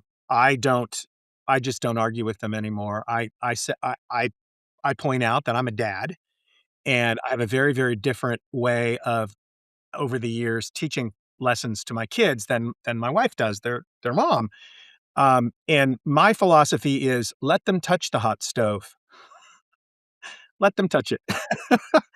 Because then they'll realize. And so I really do sincerely believe we're going to see this rebound effect where people chasing an improvement in their quarterly valuation by cutting expenses are going to, over the subsequent semesters, if you will, find that they've painted themselves into a corner and they're going to have to rehire or drift away. I really think so. I don't, and the reason why I say that is because the people making the decisions to eliminate humans from the loop often are the least well equipped to evaluate the power of these tools.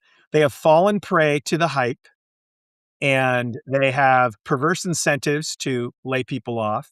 The worst offenders are companies that, frankly, are selling these tools because they will lay people off and imply or even directly lie about the idea that they're so efficient now because they're using the tools they want you to buy from them that they can eliminate headcount. When the reality is that's not true. The best case they can make is that they believe these tools will improve efficiency in the future. Therefore, they're reallocating capital in the direction of tools instead of people.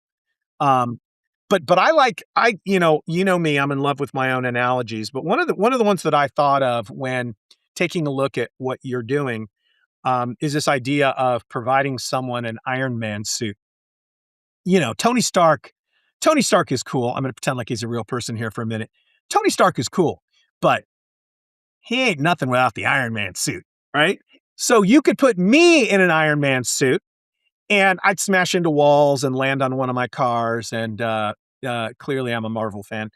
But putting those Iron Man suits on people who have that background in helping companies with strategy and the weird snake eating its own tail thing part of this is that a lot of the strategy people are most concerned about is, hey, can you help me make money and save money with AI? And so AI is going to help people figure that out. But in the hands of people with these CEO Pro Iron Man suits on who they're already cool, right? They're already billionaire inventor, son of Howard Stark to begin with. So that's kind of from a business perspective. And by the way, Warren, I don't have people here to talk to who are kind of vendors trying to hawk their wares. And the reason why you're here is because you're not that. Even though you are building something, and even though people are going to pay you and maybe buy you out, and I guess I should ask you, do you have an agreement with your roommate that if you get some monster check one day that he gets to rent a room from you in the palace? He's bought me enough beer. I think I got to give him 50%. It's racking up.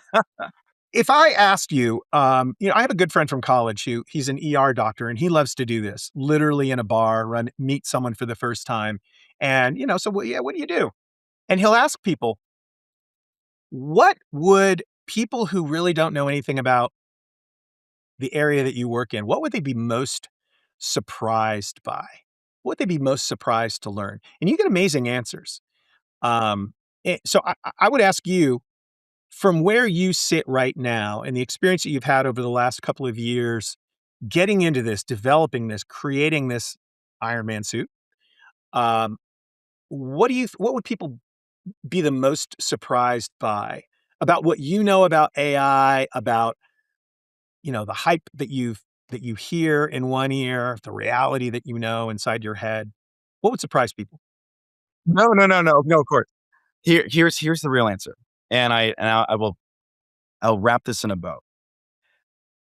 Dealing with this, working with this, falling in love with it, falling out of love with it, it has taught me, and this is a little controversial, that just like in the Industrial Revolution, when, the machine, the automaton, right, it was able to, I guess, take the idea of the strong man, the physical work, and we were able to use machines to do that. But that didn't take away the beauty of somebody who has worked out, who's strong, who's skilled.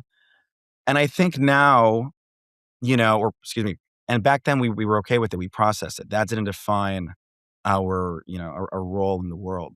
So now we're at the point where, I'm in my bedroom turning big rocks to small rocks, and I think I've successfully made this pretty sophisticated engine to create compelling, detailed, nuanced strategy.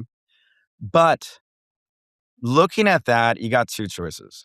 Especially with my background, right? I was a photographer.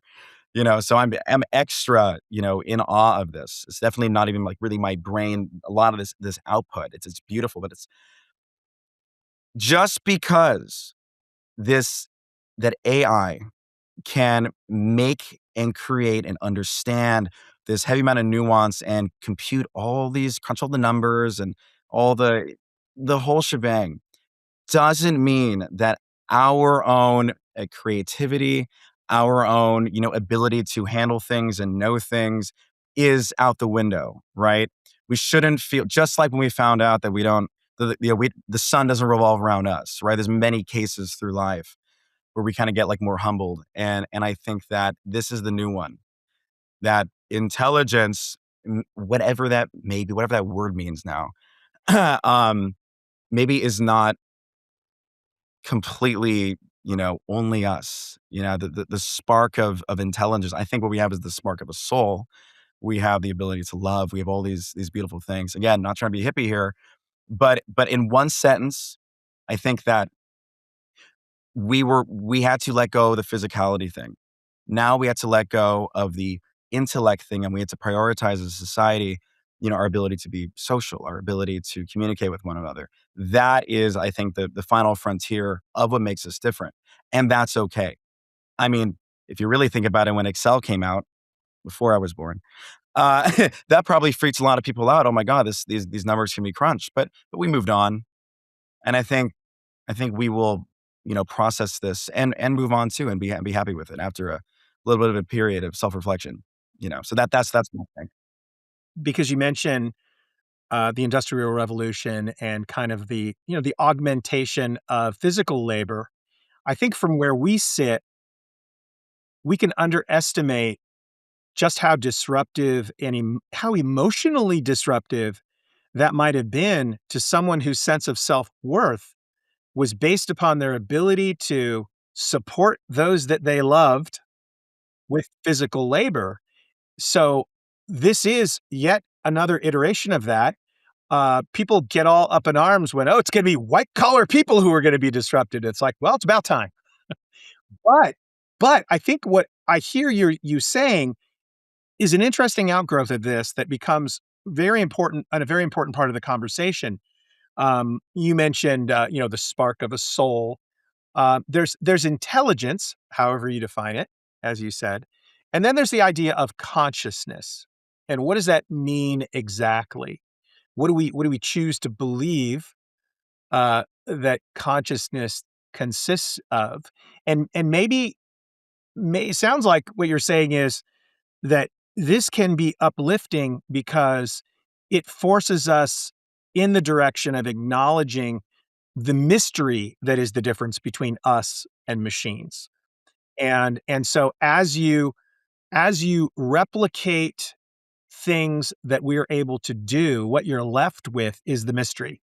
Whatever you want to call that, consciousness, soul, spark. You can have scientists describe it in terms of cosmology and what we look at in the stars. People of religious faith traditions will have their own way of describing it. I personally think that we're all describing the same thing. We're just using different frameworks and words. So you believe that you're doing something that is noble here.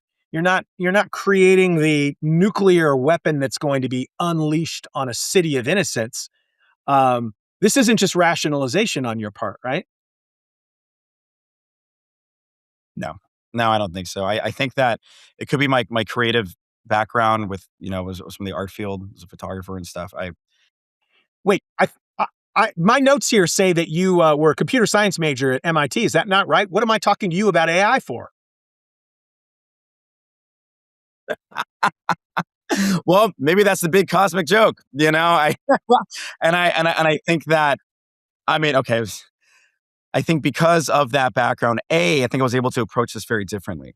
It was a different kind of mind. I think that's why maybe this really works.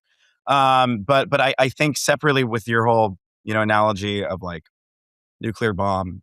I don't even think it's a rationalization. I think we all kind of really know that, like in our being, and I think that this was going to happen. Like this we known that this is going to happen. And I think that, we've had lots of media to kind of prep us for that inevitability. And I think that regardless of how smart silicon becomes, we know that there is more, And there's that, you ever see that story? I only know like one line from it. I saw it on Reddit, but it was silicon beans or something come down, they look, they go, they're made of meat. Oh my God. How is that? What? So, and so, I mean, who knows, right? Who knows? But I think that in some way too, it is a little beautiful. Again, maybe people think I'm crazy, but it's beautiful that we can kind of share this. Not like, we're giving it, but it's that intelligence is not uniquely only us. In many ways, coming, that's kind of lonely. It's kind of interesting to see this other being that we're kind of growing, that have nuances unto themselves. I have no delusion like these things are like alive or anything. But if you talk to Claude enough, and just kind of understand the nuance, and I'll get to this. This is really interesting. It's like they have their own kind of an instinct and leanings and stuff. So I've had to kind of work around, get this, their personalities. If I want to, have a certain sector of my strategy engine to do this, I had to make a decision. I'll go, okay, well, this model kind of leans like this. And it's not just their performance, and this is the interesting part. I think a lot of people who do like a lot of agentic work, they're going task, task, task. I'm trying to really focus on a nuanced thing, but the more complex these problems are, instead of like transcribe this PDF and it's just again, oh my God, again, really, like there are nuances, there are personalities, and I have to acknowledge that in a real world way, and be able to navigate and adapt and tune the program based on those. So I guess to go back to what you were saying, it's not even really even intelligence too. It's like this nuance ability. It's nuance unto themselves and how they lean towards certain decisions. So that's like another dimension. So it's pretty wild, but I think it's beautiful. I think what's fascinating is I sit here with the sport coat on, which is as formal as I get. I think it's amazing that going back to this idea of consultants leveraging this, wielding this tool, that a lot of the folks who will be wielding this tool will be people with accounting backgrounds, finance backgrounds, and yet the heart of the machine that is going to make them more effective was essentially created by an artist. And I think I absolutely love that, because my experience has been sort of straddling, I'd consider myself a normie. I was an econ major, so a little more analytic, a little more, a little more on the analytical side, but always with the creative passion, fire burning within me. And what I've found is some of the people who are having the most trouble with this are the people with the most background in computer science. And I'm gleeful about that. So, shame on me, but it feels a bit like, revenge is a dish best served cold. I know I'm not supposed to say it out loud. I've had some conversations with people I've known for 20, 25 years who are hardcore engineers where, and you know this, look, I teach in the AI, in an AI program, pretty significantly. And I love the fact that every single morning when we wake up, we all put our toes on exactly the same starting line. And we start running when the starter pistol goes off at exactly the same time. And I say, bring it on, baby, because there isn't anybody who can go, well, I've been doing this for 30 years. Good luck catching up. Nope. Hey, gatekeeper, the gate has fallen down. And I agree with you completely. We talked, and this is the interesting part, right? I think that we're in an era of specs, right? So I saw this really interesting article where it's like the type of code or you had to like get it. You had to know which one is more efficient or whatever. But at the end of the day, right, especially now, you got Claude Code or Codex. I'm Team Codex. The, if you have a really sophisticated spec, you can go in, provided it's detailed enough, and go, I want it in Rust. I want it, in Python. Bam, right? So it is so cool that what happens now, what today means, is not who is the most sophisticated at just Pythonic principles and all this stuff. You go, okay, cool. Then what? Now what? Thank you for telling me that. I appreciate it. You're hired. Now what? What are you going to do? Because right now are you creative enough to figure out something outside of the box? Do you really got it in you to figure out something compelling and innovative?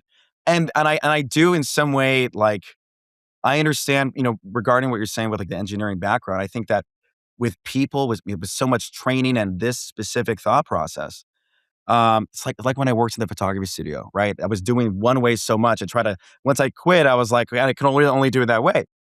You get like, it's like you had braces in your mind and you're tuned toward this one thing. And I think now it's this holy reckoning, to put it lightly. And now people, if they want to be successful, they have to go, wait a minute. I'm glad I have this leg up, a huge leg up over me, the hardcore coding stuff. But okay, now what? Ship, create something. And that is your responsibility if you want to make it. And that is where the personality differences, I think, have now been empowered compared to the people with hardcore strict engineering background. It'd be interesting to see how the battlefield, who's left, like, what are the results in 2 to 3 years? Hopefully they adapt, we want more beautiful things. So, as someone who remembers the day he heard the term DevOps for the first time and had to have someone define it for me, through that whole process of some of the claims that, developers now can deploy what they develop in code, and they no longer need really the operational people to help them. They don't need to reach out to IT and wait 6 months to have server storage and networking deployed so they can run their application environment. This is that on steroids, because now the development part of it, I guess, shifts left. I always forget which side is the right brain, left brain, whatever. Shifts in the creative direction, even more so, and has more power in the deployment direction. And it really is mind-blowing where it's going.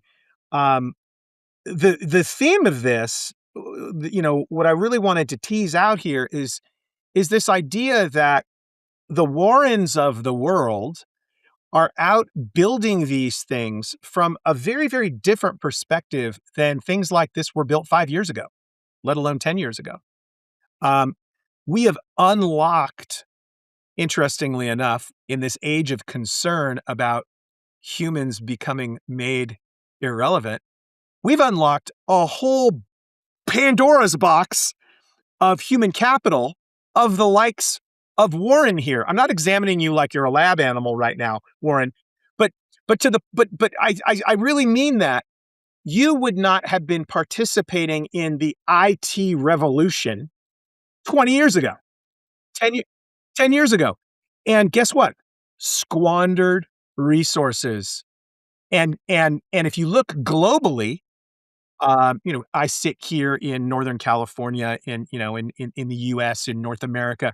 There's a whole world out there of smart, creative people who are going to be able to realize their creative ambitions because of tools like this. So I'm with you. I think we can will into existence a positive outcome that, on balance, uplifts humanity and doesn't destroy us. There's going to be bumps along the way, but specifically in this area of supporting people with the ability to prompt and then create these magical strategy capsules. We're going to put a link into CEO Pro so people can take a look at what you've been working on.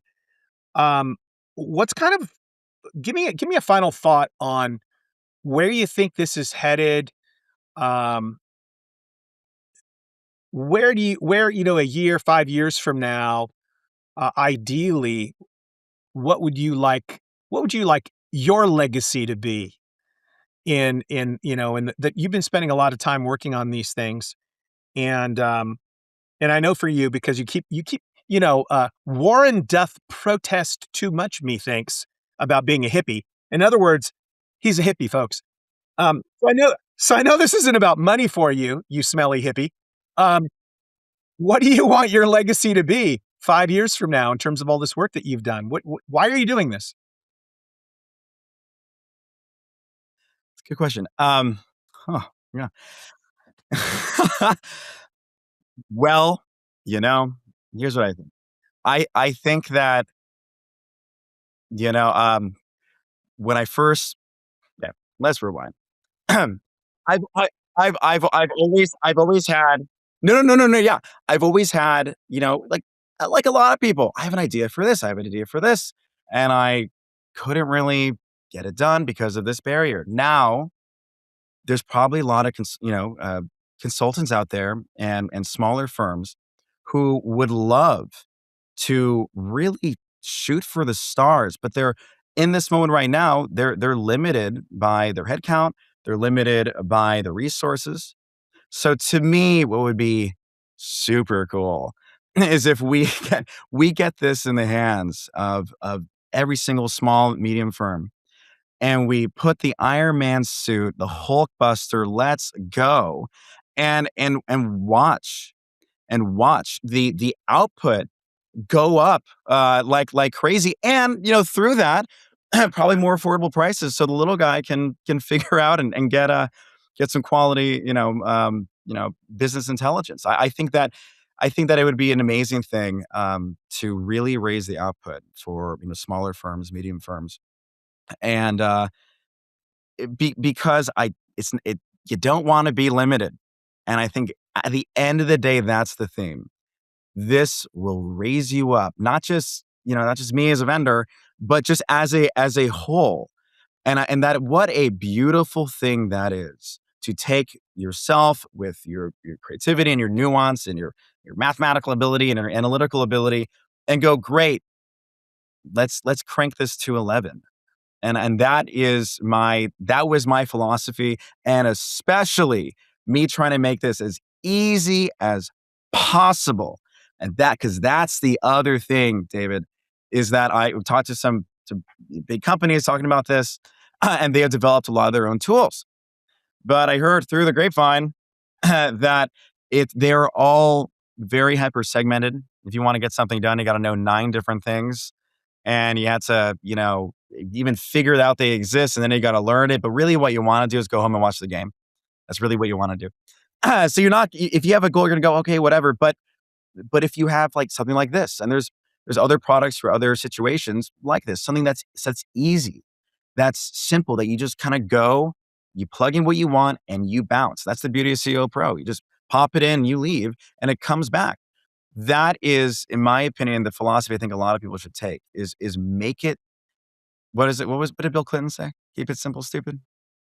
Whatever he said, I'm sure it was great. I don't know where you're talking. I have no idea. But I think that is the approach. I think that, to me, my legacy, I would love it if people would look at this, if this skyrockets, oh my God, and go, wow, we should make products approachable. And I think that we're talking about the engineer mind. That, I think, is the instinct a lot of times. And their marketing people keep going, no, you can't. They're like, I need like 1,000 different options, and we need like 8,000 menus, and we need this giant module, and you got to get 8 hours of training because like I'm super cool and I could build all this stuff. It's like, hey, no, people want to use it. You are making it harder. So in one sentence, I want to make it a precedent, I guess, to make AI approachable and usable by everyone. So what I'm thinking is we're going to title this episode "Power to the People," and we're going to create an AI image, and you're going to be surrounded by flowers.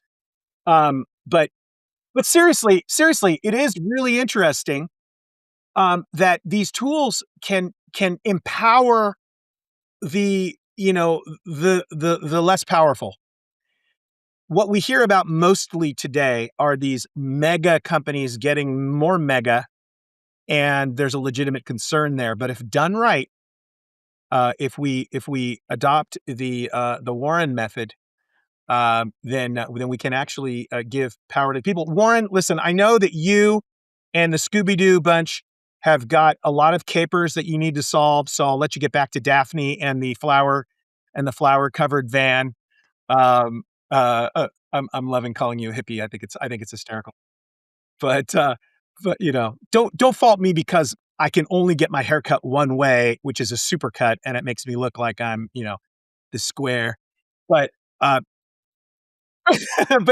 Warren, I want to thank you so much. This has been a pleasure, and we're going to put in the notes a link to CEO Pro so they can kind of dig into it, follow what you're doing, and great conversation. Power to the people, using very, very powerful tools to help people. Give them the Iron Man suit. Give the race car driver the Ferrari. All of the things, all of the analogies. Warren Kane, thanks so much. It's been great talking to you. Thank you so much, David. Have a good day.